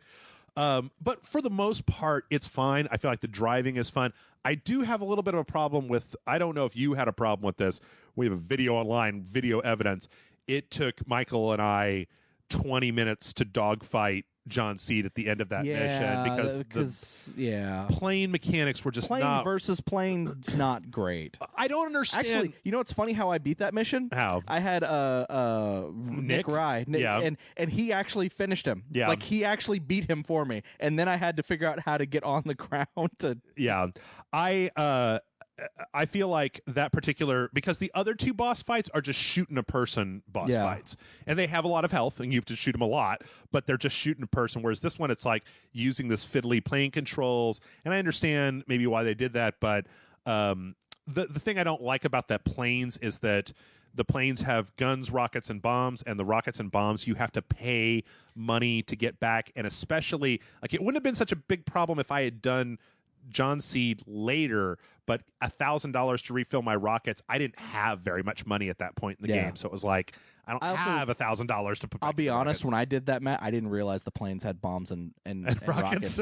So I was just shooting him with the regular machine gun, and it wasn't until after I beat him and got into a plane to see if I could do anything about that yes sign. That I realized, oh shit, they have rockets. Did you briefly think that maybe that guy was just a really big fan of that one wrestler? Who's that guy that you guys like, who says yes all the time? Daniel Bryan? Yeah. Oh. No, that's what I was thinking about. Yeah, no, I know what they were going with his. There's like a whole like self-help guru thing where the power of yes. Okay. And it's twisted in this game. Like it's a twisted version of that. Right. Done so that they can brainwash you, but yeah. So all in all, I feel like the game is pretty good. The only thing that I feel that I do have a little bit of criticism about, though, is the fact that I feel like they had an opportunity that they really went the safe route, because I feel like a lot of this was, and what I'm talking about there is the tone of like, this is in America, this is this religious cult in America, but they're not really Christians. In fact, they all have big scraggly beards and they're dressed like weird zombie people. Like, I kind of wish that because the regular people in the game, they're just dressed like flyover country, you know, they got like T-shirts and camo pants and stuff like that. I feel like the storytelling with the game is the weakest part of the game. I agree wholeheartedly. Because I also feel like it also kind of is, there's this weird thing where, like, from one aspect of it, it insinuates that the beginning of the game of you guys going to arrest Joseph Seed is the reason all these bad things are now happening. Right. And that it was very subdued prior to that. Like, it wasn't like they were, yes, people were disappearing, but it wasn't a lot of people. Well, it's like they had a compound in the beginning, and then once they kicked things off, they spread out and took over all the towns and places. But then when you look at the type of situation that's going on and hearing the stories from the people who are the NPC characters, it comes off like they've been like murdering people publicly and hanging dead bodies from the rafters of everything, like since day one. And how did we let this happen? Right. You know, and it's like, wait. So which is it? Did they slowly creep up and then us trying to arrest him caused all this, or was this happening all along? And also, you guys seemed pretty like you're like, I don't know how we let this happen. Yo, lady, there's a dead body next door to you, so being hung up from a cross. Why are you? The first place that it really stood out for me was when you liberate the enemy outposts. A lot of times there's a little cutscene where the townspeople move back in and they take back over the place that you did. Yeah. So very early on in the bottom section, the place that you just finished, you liberate the farmer's market. Yeah. And like the guy that's your voice on the other end of the radio is like, oh, good job. Now we can open up the farmer's market and everybody can get fresh pumpkins again or whatever. And I'm just like, dude, they're flying airplanes and strafing people. And there's like drug trucks all over the place. Like, it made a lot more sense in Far Cry 4 because that was a nation that had a resistance movement and authoritarian ruler. In Far Cry 3, it made sense because you were on this fucking pirate island where these pirates were just going crazy, right? Yeah. Like, in this one, it makes less sense. It's like, why wouldn't the government have come in? Like, the government wouldn't have just sent in one U.S. Marshal and a sheriff and some deputies. They would have sent in a fucking army. There's a mission. The closest thing you ever get is there is a mission with I think it's in the next area, so I don't think you've got to it yet, where you do a mission for a federal intelligence officer. Oh no, I've done. Have you done that one? Yeah, and then at the end, kind of like, well, it's not above my pay grade, below my pay grade. He's just kind of like, oh, this is America. We don't just give people handouts. Fuck you, bye. And I'm like, I punched him because I was pissed.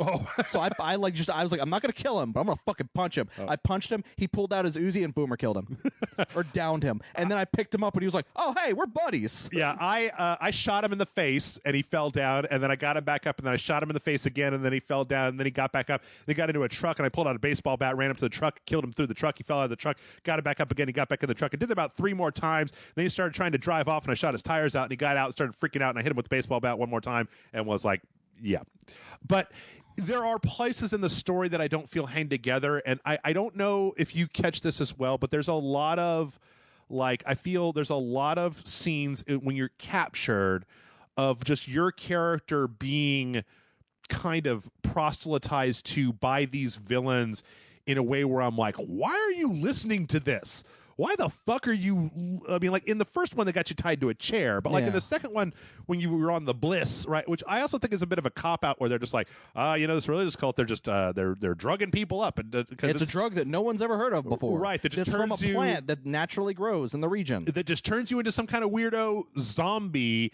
And maybe it's because I'm from America, or maybe it's because you don't get that many games that are set in this particular place. But like, okay, Hitman, for example, had a mission in Colorado that was a militia, like a terrorist militia that you had to infiltrate, and you would listen to them, and they would talk about stuff, and they had the different members. And I feel like that did that whole concept a lot better, because the before the game came out, I feel like they were really pushing the idea that it's like, whoa, this time it's set in America. How could this even happen? But that they always just kind of pull back a little bit from ever really diving into. Nobody seems that perturbed that this cult has taken over their town, their county, their area. The NPCs in the game are just like, oh man, I want to get out of this town. Will you help me go fly fishing to help me, get the money to catch this special fish to get out of this town? And it's just like, yeah. Or, you guys could pick up your guns and we could all go. And also, I think it's really weird because it's also this weird thing where you'll go up to some characters like, yeah, if you see any of those Peggies, which is what the cultists are called, yeah, if they're Peggy, you shoot them until they're dead. It doesn't matter if they used to be our friends. You kill them dead. Don't let up. Just keep killing them, even if they were brainwashed and drugged and are not actually like that. We want you to kill them. Yeah, and it's just like, guys, why don't we kill the leaders and then try to figure out which ones are brainwashed and maybe try to fix them?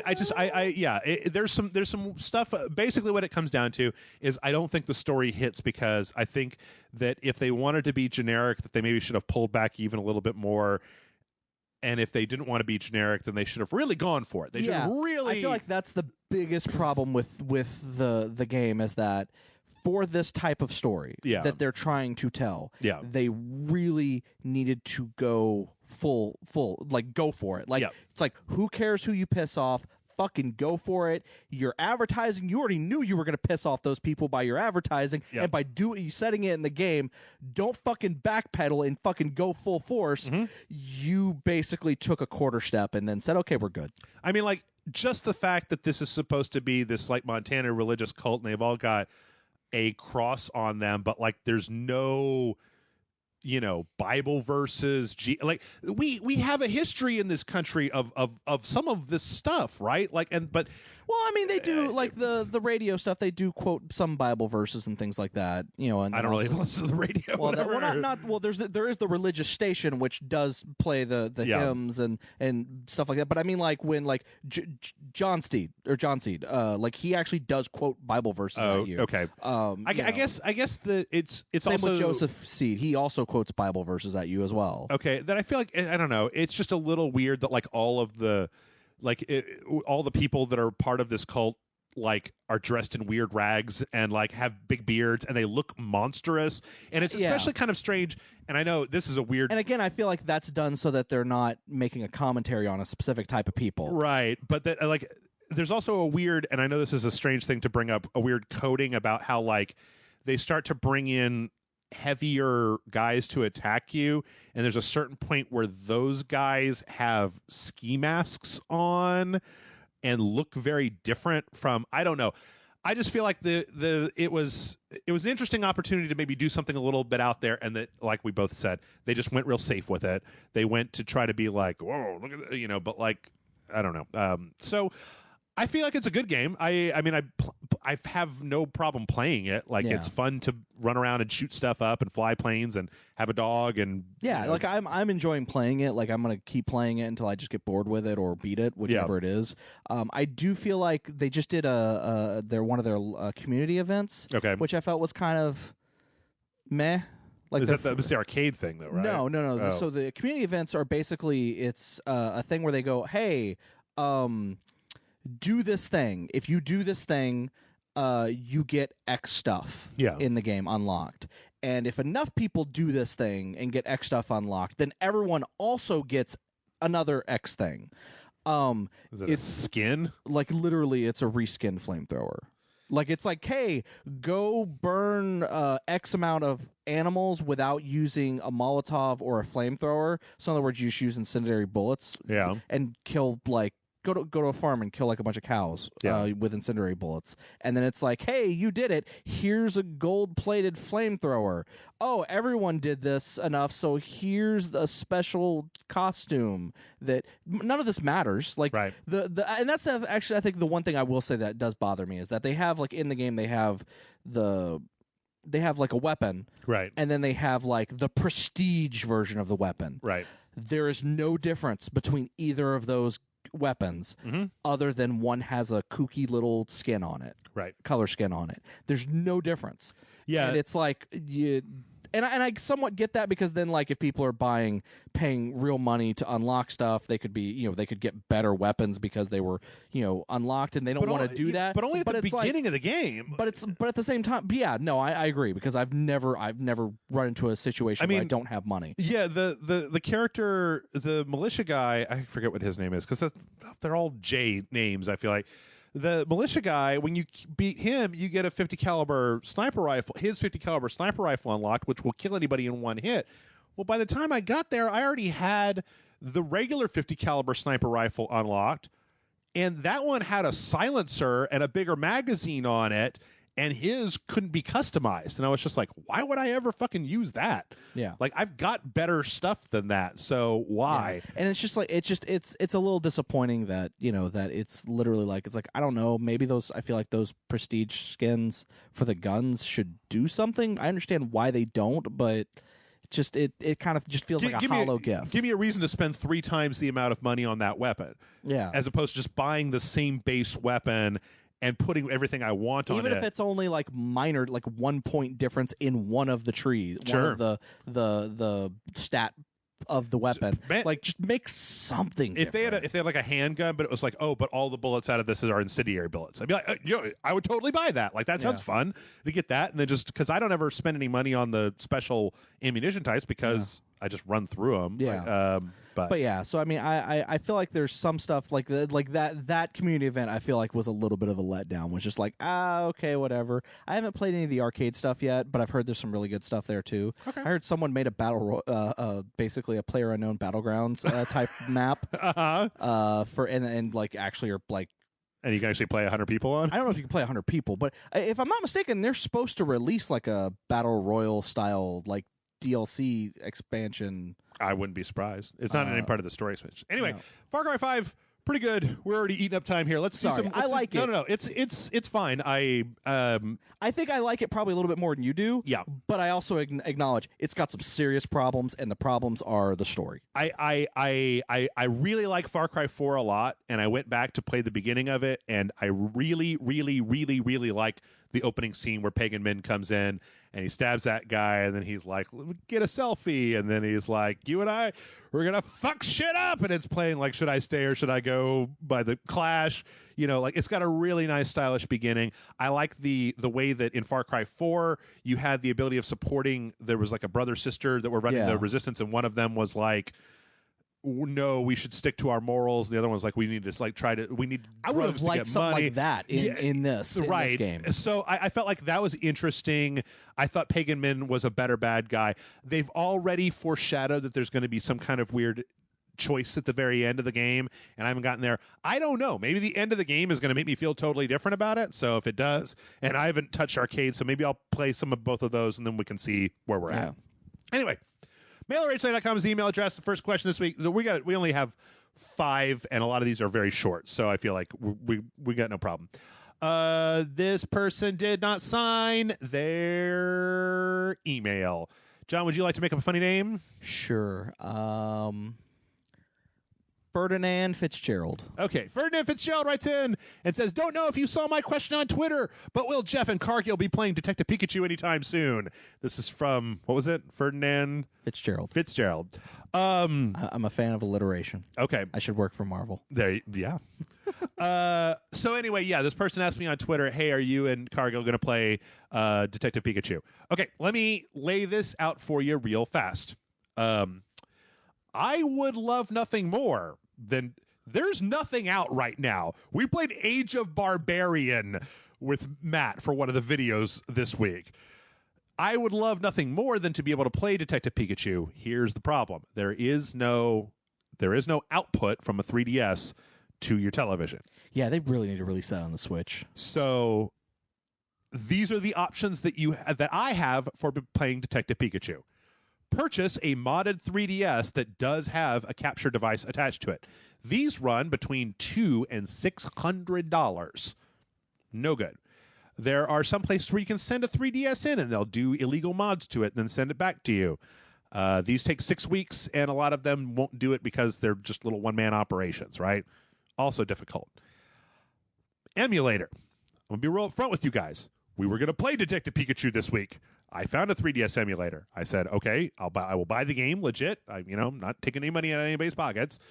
We'll play this game. Everybody play Detective Pikachu. There is one 3DS emulator in the world. It doesn't work very well, at least not with the PC that I have. So here's the thing, Ferdinand. I would absolutely love to play Detective Pikachu for the dojo. I'd love the ability to play 3DS games for the dojo because there are plenty of things that come out on the 3DS. Yeah. The problem is that it's a real high bar to entry.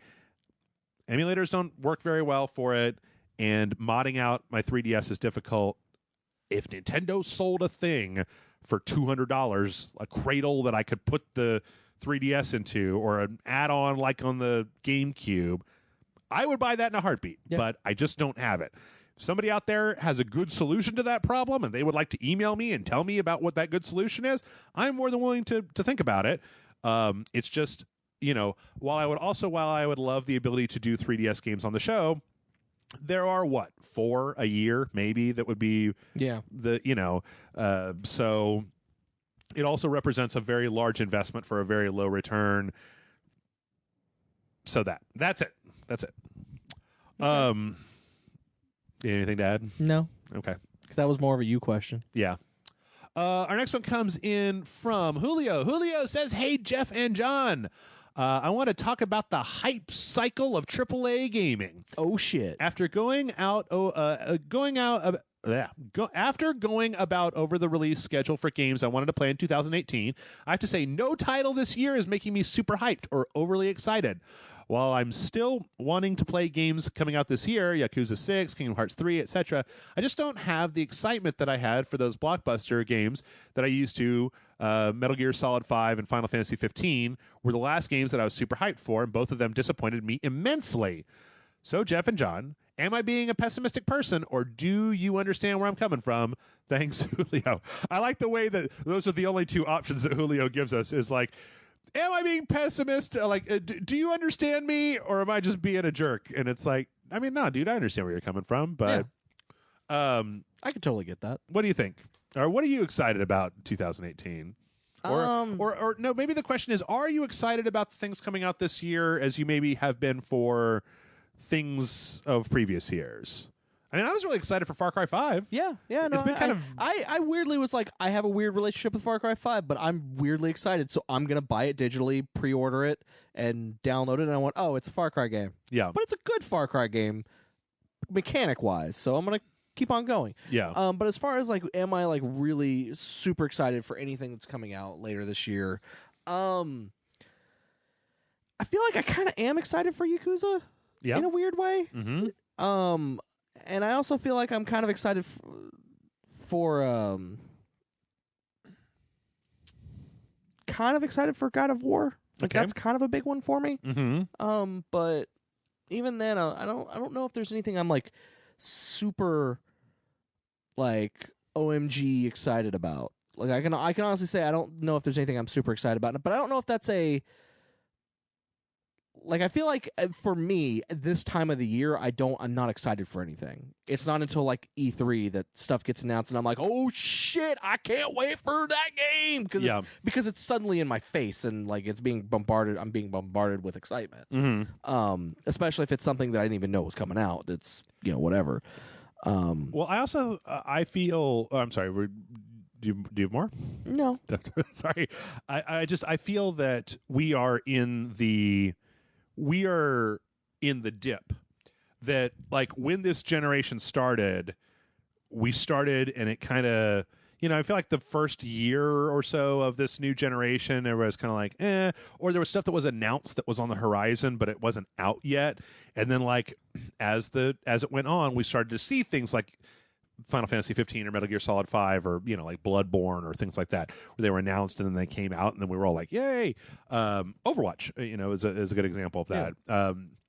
But I feel like we are currently in a dip that we had last year. We had like stuff like a new Mass Effect. 2 years ago we had Witcher, right? Witcher 3, and that we're I feel like this year has the potential at E3 to be a mega year, right? Like if Microsoft starts up their press conference and has 8 new IPs for us, and we're just like, holy fuck, and then Sony's like, nah, bro, because we got this new thing and this new thing and gameplay demo for Death Stranding, and like, here's that new From Software game, and then like blah blah blah blah.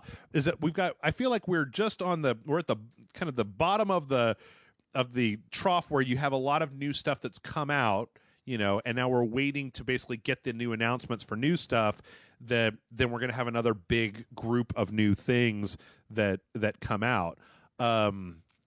So while I'm maybe not as excited, I don't really get as excited as I used to. Yeah. Just generally, and I think it's not because games are of a worse quality. It's because all I do is play games all the time. You know what? So. I'll honestly be honest with you. Honestly be honest. But double honest, John. Yeah. I tend to be more excited for indie games lately. Yeah. Like I'll see like. I'm just going an example. Hand of Fate 2, when that was announced, I was like, fucking shit, I can't wait. Yeah. Hearing about all the indie games that are coming to the Switch, I'm like, fucking shit, I can't fucking wait. I'm going to buy all those because I'm excited to play them on the Switch. Yeah. Kind of thing. Even games that weren't like available on consoles that were just on PC, that I'm like, oh shit, it's going to be on Switch. I'm going to fucking play the shit out of that. Yeah.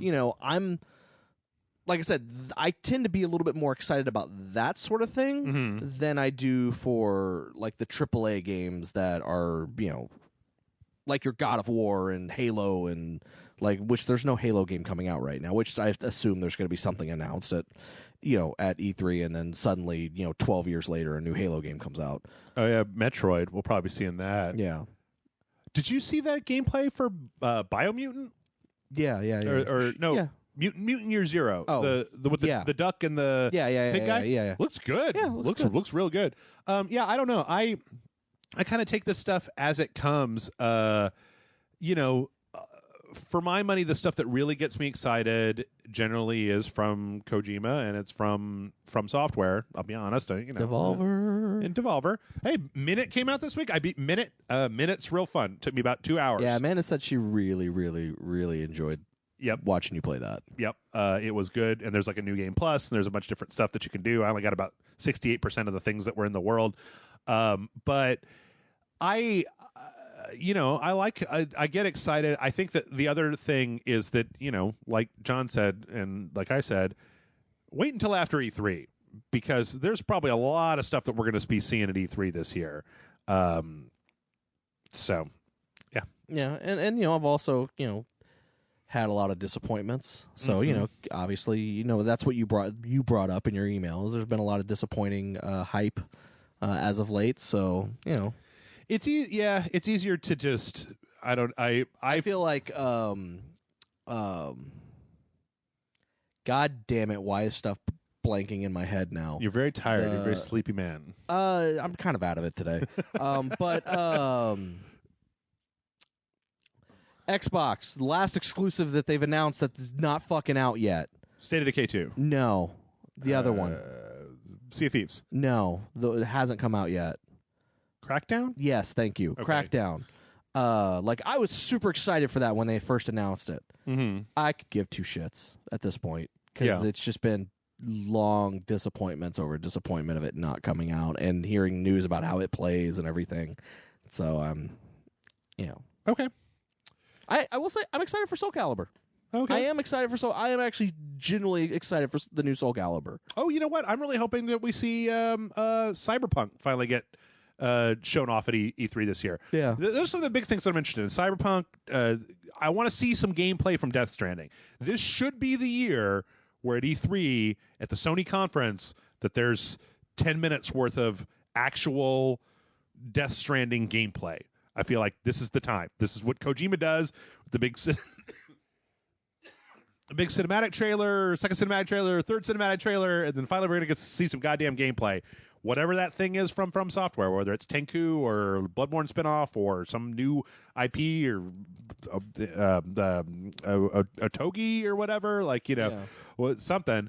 But there's stuff out there. I think that also the other thing to remember is that we are in this is a different landscape that we find ourselves in as far as gaming goes, is that there are fewer just like holy shit. Like, I feel like everybody is a little bit jaded at this point with a lot of the industry stuff that's going on, and that, in more ways than one. Yeah. And I mean, like, hell, I saw there were a lot of people that were just like, fuck Far Cry 5 because it has microtransactions built into it. Yeah. And it's just like, yeah, but I mean, like, I never touched that. Yeah. And you can't even buy the regular guns with microtransactions. You could only buy those dumb prestige weapons that you and I were just talking about, or costumes. Not only that, but they give you some of the real money currency in the game. Yeah, and apparently the community events also give you more of that too. So it's like, I'm more than willing to sit here and be upset when that sort of thing interferes with gameplay, but it didn't interfere with gameplay. The gameplay was just pretty much what I would have expected. So yeah, anyway.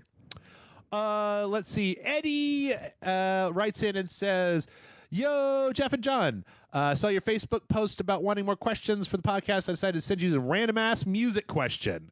I've been listening to a fuckload of Black Sabbath lately and was wondering, which do you think is better, Sabbath with Ozzy or Sabbath with Dio?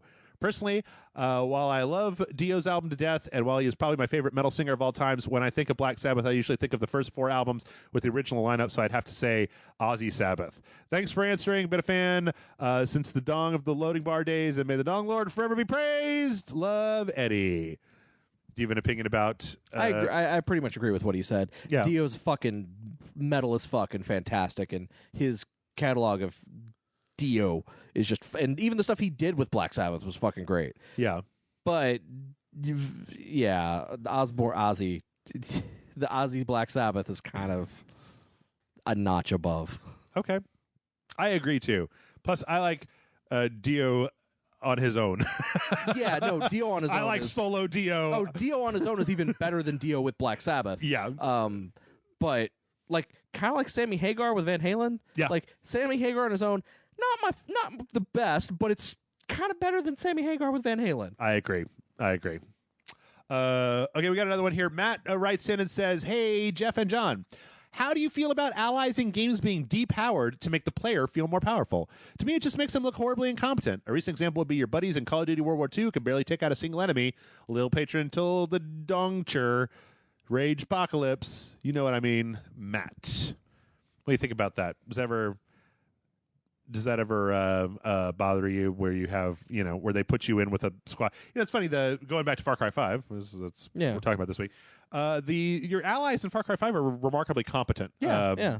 Like Grace, she can fuck some shit people up from a distance. Yeah. Boomer just murders people.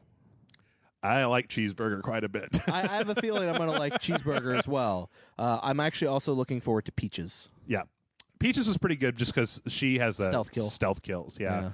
Peaches, I always just kind of rolled with whoever was the last person that I picked up. But I found that by the third area, when I doing it in that order where you start out and like Boomer and Grace are a good starting, and then you move over to Peaches and what's her face that runs the helicopter. Because the other guy is just a shotgun guy, and then so kind of moved over a little bit of stealth, a little bit more tactical, and then by the time I got to the end of the game, it was just like, give me the rocket launcher redneck and the big fucking bear. We're gonna go fucking fuck shit up, man. I got a flamethrower. I'm taking drugs. Also, okay, sorry, I don't mean to wander off. We will be back in just a second, Matt. Do you know what? There's just weed in that game. Yeah, and it doesn't do anything outside of just fuck you up. Yeah. Like, it just doesn't do anything outside of, okay. Well, it's oregano. It's oregano, yeah. Because when you find it, it's oregano. It's oregano. Tastes good in brownies is the description. It's funny because it's like, is that a bag of weed on the counter? And I walk up to it, do you want to take the oregano? Sure. Yeah. Anyway, allies in games being depowered. I guess a lot of times it does irritate me because it's like, I don't know. Especially, it's a balancing act because you don't want them to be more powerful than the player because then they're playing the game without you. Right. But at the same time, you don't want them to be too underpowered because then they're a hindrance instead of a help. Right. So I think it's a balancing act that a lot of games have trouble with. Like, I feel like not Half-Life. I feel like Far Cry 5 and even like Fallout. Yeah. The Fallout games. I think they do a good kind of middle ground of they're competent on their own to a point, just enough so that you don't really have to worry too much about them, but they're also helpful. But yeah, there are probably also other games where I haven't played the Call of Duty game, so I don't know what he's talking about, where it's, there's where they make them too like non-effectual, to where it's just like, I've murdered like 60 people, you shot one guy, and then that guy stabbed you. Yeah. How? I'll tell you what I don't like more than that is that whole gameplay trope where it's like, you and your friends are just going up against these alien monsters, and everybody's just getting shot hundreds and hundreds of times. They're regenerating their health. They're coming back to life. And there's a cutscene where one guy is like, kablamzo, and suddenly your best friend's like, oh, I can't believe I got shot. Now I'm dying. I'm dead for very dramatic purposes. And it's like, bitch, you got shot 400 times in the last 20 minutes when we were out there fighting people, and now we're in here, and it's just like, it's kind of like the what's that thing in Uncharted 2 when you're breaking into the museum and Drake's like, no killing, and then he grabs that one guy and just throws him off the top of a building, and it's like, Drake, what do you think happened to that guy when he hit the ground? You were He's fine. You were so emphatic about that. That gets to me more about like not taking into account the fact that my bullet sponge character then goes into a cutscene and gets shot with one bullet and is just like, oh no, I'm shot. Oh, we got to do a mission to get me to the doctor, and you're just like, okay. It you know what? It also does kind of upset me a little bit in Far Cry 5 that your buddies get blown up, and they're just like, oh man, I'm bleeding out over here, and then all you do is just like put your arm down and just lift them up. Like, well, they do the same to you. They do the same to you, yeah. But there's I like Boomer, because Boomer just walks over and licks your wound. Right, yeah. That there's no like flip a stim or something and shove it into you. Yeah. It's just like literally like, I've fallen and I can't get up, and the other person comes over there and does like turtles. Oh, let me give you a hand, buddy. Yeah, exactly. Flip them on their back and they can't get up. It's true. Without help. Let's see. Daniel says, hello, Jeff and John. Hope you had a good Easter weekend. Are there common features and mechanics in games that you wonder why they're still included? For example, I don't get why in RPGs they allow you to turn on sinks and flush toilets when they don't do anything at all. I don't think that my immersion is going to break if I can't flush the shitter. Thanks, from Daniel. I think that was done initially by companies to say, ha, see, we can do it, as more of a look at how far technology has come, right, where previously we couldn't do these things. Now we can. And then it's been done so many times that everyone's like, well, we can't take it away. Like looking at yourself in a mirror in like a first person shooter where you're just like, oh. Yeah. Which there are no mirrors in Far Cry 5. I thought that's hilarious to me that there are no mirrors in that game. I found it hilarious that apparently, like, okay, listen, I know that they needed a reason to put like a bunch of stuff for you, but apparently every single person who lives in Montana is a doomsday prepper, which is like a specific thing, and they call them prepper stashes, but like they all have a bomb shelter. All of them? Like, anyway, sorry. This is okay. So useless things in games that features and mechanics. It was funny. I was actually thinking about any time that a game has any kind of fucking social aspect to it, like that Just Cause, like, oh, your friend John went for 400 meters. Don't you want to try to beat him the next time you open your wingsuit? Oh. It's just like, oh, God, no. Or like in like some of those, the newer like Need for Speed or Burnout games where they're just like, oh, your friend's online. Don't you want to go play with your friend? And it's like, no, I don't want to. No, psst, zzz, go away. I'm trying to think of anything else in actual like game mechanics that I would put into that category. Yeah, I can't think of anything. I'm sure that there's some stuff out there. I just haven't. God damn. Yeah. I don't know. Sorry, it's getting a little late over here. Let's just do this last one. Juho, something like that, writes in with a recommendation of an old classmate that created this game called Trom on Steam, a small indie horror game that's got some positive reviews. He says if you have a problem finding anything to play, you might want to check this one out. It's free, and apparently it's not absolute shit. But then he has a question. As at the moment a long-term unemployed, I'm very interested to hear how people ended up in the jobs they are at now. I have a 1 to 2 year work experience in graphic design and black market portrait/cat painter. What kind of jobs have you done before Rage Select and Spill? If I remember correctly, you, Jeff, worked for either a software company or game dev. How about your co-host? With regards, Juho from Finland. Well, I never worked for Spill. Yes, so, that's true. And I don't do Rage Select full time, so it's Also true. I literally have just been in the tech support field my entire working life. Okay. Phone tech support first, internet ISP doing 56K dial-up support. From there, I worked at Dell. As did we all. Yeah, as did we all in Austin. And then from Dell, I went to not working for a year because of a severance package. And just being like, fuck it, I don't have to work. Yep. I could just survive. Hey, that sounds great. And then I had like a bunch of like, once that severance package started to go away, I had a bunch of like temp jobs that like lasted like a few months or lasted like a couple of weeks that I did to try to get by until I got a job at Blizzard, which I did their phone support for a while, and then I lost that job and then got hired at the current place, which I'm not going to say where it is, for obvious reasons, but it's also phone support. So, but yeah, I applied at those jobs and got hired. A lot of it of mine is similar. In the 90s, basically worked for Dell. Dell was in the late 90s, early 2000s. Really, like they'd hire anybody. You'd Pulse. They would put you in on a. Yeah, I was after that. Okay. I came in around like 2005, 2006. Yeah, I worked at Dell 3 different times. I worked in their laptop. Major accounts laptop division. I worked in their server division. I worked in I think it might have been major accounts again at some point. But that was all doing phone support. I worked at Apple for a little while doing phone support. Yeah. I moved to Microsoft and did QA testing for Microsoft. I was actually working in Redmond when the original Xbox came out. Nice. And all the employees got a 30% discount from the store. So it's just like everybody went over the day that it came out and bought an Xbox, original Xbox. And I was just like, hey, you chumps and your Xboxes. And they all just like to play Halo in the conference rooms. And I was just like, boo. The interesting thing about working at Dell, Apple, and Microsoft was that all of them have the exact same company rhetoric about how, like, we're the best, we do the best, and like nobody ever points out any of the faults or the common concerns that people have about the place.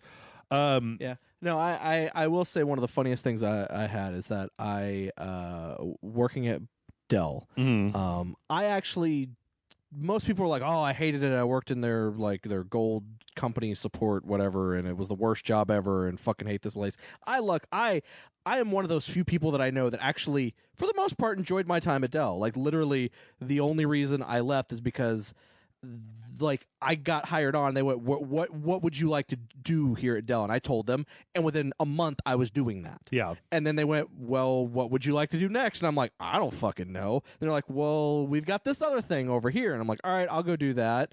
And then literally a bunch of shit happened with that, and like one of my managers that was there, like he replaced an old manager, and then he quit and went to work somewhere else. Yeah. And then like I kind of got tired of like doing well, and then a new manager coming in telling me that all of my like that stuff started like really getting to me. I didn't hate the company. Like I know I could go to another position and probably enjoy myself, but they were just like, we're gonna give you a severance package unless you find a job in another department. And I was just kind of like, fuck it. I would rather just take the severance package and not work for like 3 to 6 months, and then I ended up not working for an entire year because of that, because of the size of the severance package, because I think I'd worked there for like 6-7 years at that point. But when I went to my next job at Blizzard, that manager, that manager who had quit and gone to another company, it turned out the other company was Blizzard. And I always loved the fact that he was like, oh, so how do you? I was like, I wish the pay could be a little bit better here at Blizzard, but other than that, the company's fucking great. Blizzard's great. It's awesome working here. And his response was, yeah, well, at Dell, you got paid too much. Like, he's like, you got paid way more than you should have. I was like, fuck you. I did the work I was supposed to. Yeah. Like, I don't expect them to pay me what Dell was paying, because I did feel Dell was paying me a little bit too much, but I took it. But it was just, there was little things with Blizzard that felt like maybe you could bump it up like another $1. So I'll tell you my story. I have a lot of work stories, but I'll tell you the story that ties into your story. Is that when I worked at Dell the first time, I was 19 or 20 or something like that. So we're talking like 1997, 1998, somewhere around there. I went to go work for Dell. It used to be that Dell was such a profitable company that when you went to go work for their computer division, that they put you through a month of training. Like you went to training for a full-on fucking month, and then you had mentorship for about a couple of weeks after that before you ever kind of turned loose. Did all that. I was fucking great at my job. Like I was so good. I've always been good about talking to customers. Same here. I'm good. I'm good at that. And I was also very good at troubleshooting, especially back in those days. We're talking about like Windows 95 days. There was a lot of like DOS stuff and weird esoteric computer magic. 95. Yeah. I remember when they sent us to class to learn what USB was when they were going to put that onto computers. So anyway, I was really good at my job. In fact, I was always very, very good at my job. I worked for my second manager, I believe. My first manager, I got moved to a different team, but my second manager, this guy was the best manager I've ever had. One day I called him up to call in sick, and I was just like, hey, man, I'm sick. I can't come in today. And he was like, you don't sound sick. And I was like, no, I'm sick. And he was like, look, if you don't want to come to work today, just tell me you don't want to come to work today. I don't care. And I was like, I don't want to come to work today. And he's like, cool, bye. And then from that point, if I ever wanted to call in sick, I'd just be like, hey, man, I don't want to come in today. And he'd be like, okay, we'll see you tomorrow. Bye. Not only that, but at that job, and it's weird, I don't know if people know this, but I sat right next to Chris Robertson, who's a writer. He's a comic book writer, making iZombie and he wrote for Superman or whatever for a while. He fixed J. Michael Straczynski's fuck up for Superman, and then he did iZombie, and there's a few other books. Like he's actually a really good writer. Yeah, and I sat next to him for like 2 years, and he used to bring his comics in and let me read them. Like, and he got me back into comics because I think it was for like my 20th birthday, he bought me the Watchmen trade and was like, here, look, read this, and I was like, oh, okay, this is great. And then he just started, like, he would go to the comic book store, he'd bring his comic books to work, and then when he went home, he'd leave them, and then I would sit there and read them while he was gone. It was great. It was wonderful. Going back into comic books. And then I got moved to a new team, a fresh team that was just starting up. They're like, dude, you've been here for a while. We got some new guys coming in. We got this new manager and this new team. We want you and this other guy are going to go over there, and you're going to basically be like the old hands on this team. Yeah. So we went over there. They hired in all these new groups. We basically got after they went through the 4-week training, they got on the floor, and we would just mentor them. We just kind of ran along, and we would, listen in on their calls, and be like, okay, try this. Here's a thing you could do. Great experience. At the end of that, every team at Dell had level 2 support technicians where when the person couldn't figure something out, you would put the customer on hold and call a level 2 support technician. That was what was supposed to happen. Was me and the other guy were supposed to be made the L2s for that team. And that was the way that you move forward. From L2, then you move to manager, and then up the pipe to VPs and blah, blah, blah, blah. Yeah. This motherfucker didn't like me. And so he made the other guy an L2 and one of the new hires one of their level 2 techs. And I was just like, I am fucking out of here. And I was so mad that when we did our exit interview, I was like, you don't like me. And that's the reason that you won't promote me. He's just, well, that's not the reason, blah, blah, blah. I just feel like, blah, blah, blah, blah. He wanted me to wear a button-up shirt, and I wore jeans and a t-shirt. And this was Dell. Yeah. They didn't give a fuck about that. But he was an outside hire with like a business degree, and he didn't feel that it was professional from somebody my age. I also think that he didn't like the idea that a 20-year-old would get promoted and be telling like 30-year-olds what the technical stuff was. I definitely felt that at the internet service provider that I was at, because I was a manager, and they brought in a guy who clearly didn't like me because of my age, because every time he questioned me, he always brought up my age. Yeah. So that and then I quit, and then from there I went to Apple, and then I came back to Dell. And the second time that I came back to Dell was just pure mercenary at that point. I was just like, I don't care about this company. Like, I can still do my job, and I do it well. But the second time I quit Dell was because there was going to be a big freeze, and they said anybody who sleeps under your desk to work the next day, we'll pay you for the overnight. We'll pay you for the 8 hours that you sleep under your desk. We'll pay you time and a half the next day. And then when my paycheck came, it didn't have any of that.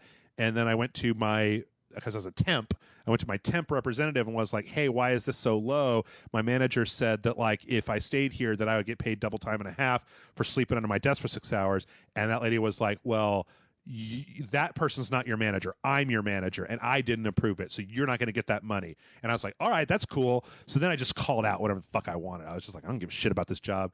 And then the third time, the manager that was supposed to be managing me he didn't have a cubicle. He was a new guy. He was a new manager. He didn't have a cubicle. He sat behind me, and he looked over my shoulder while I was doing server technical support. Again, I was in like the top 5% of a group of 400 people, and I was on GameStop, watching Jeff Gersman and Ryan doing the weekly stuff. I was like watching internet stuff while I was waiting for people's servers to reboot or whatever.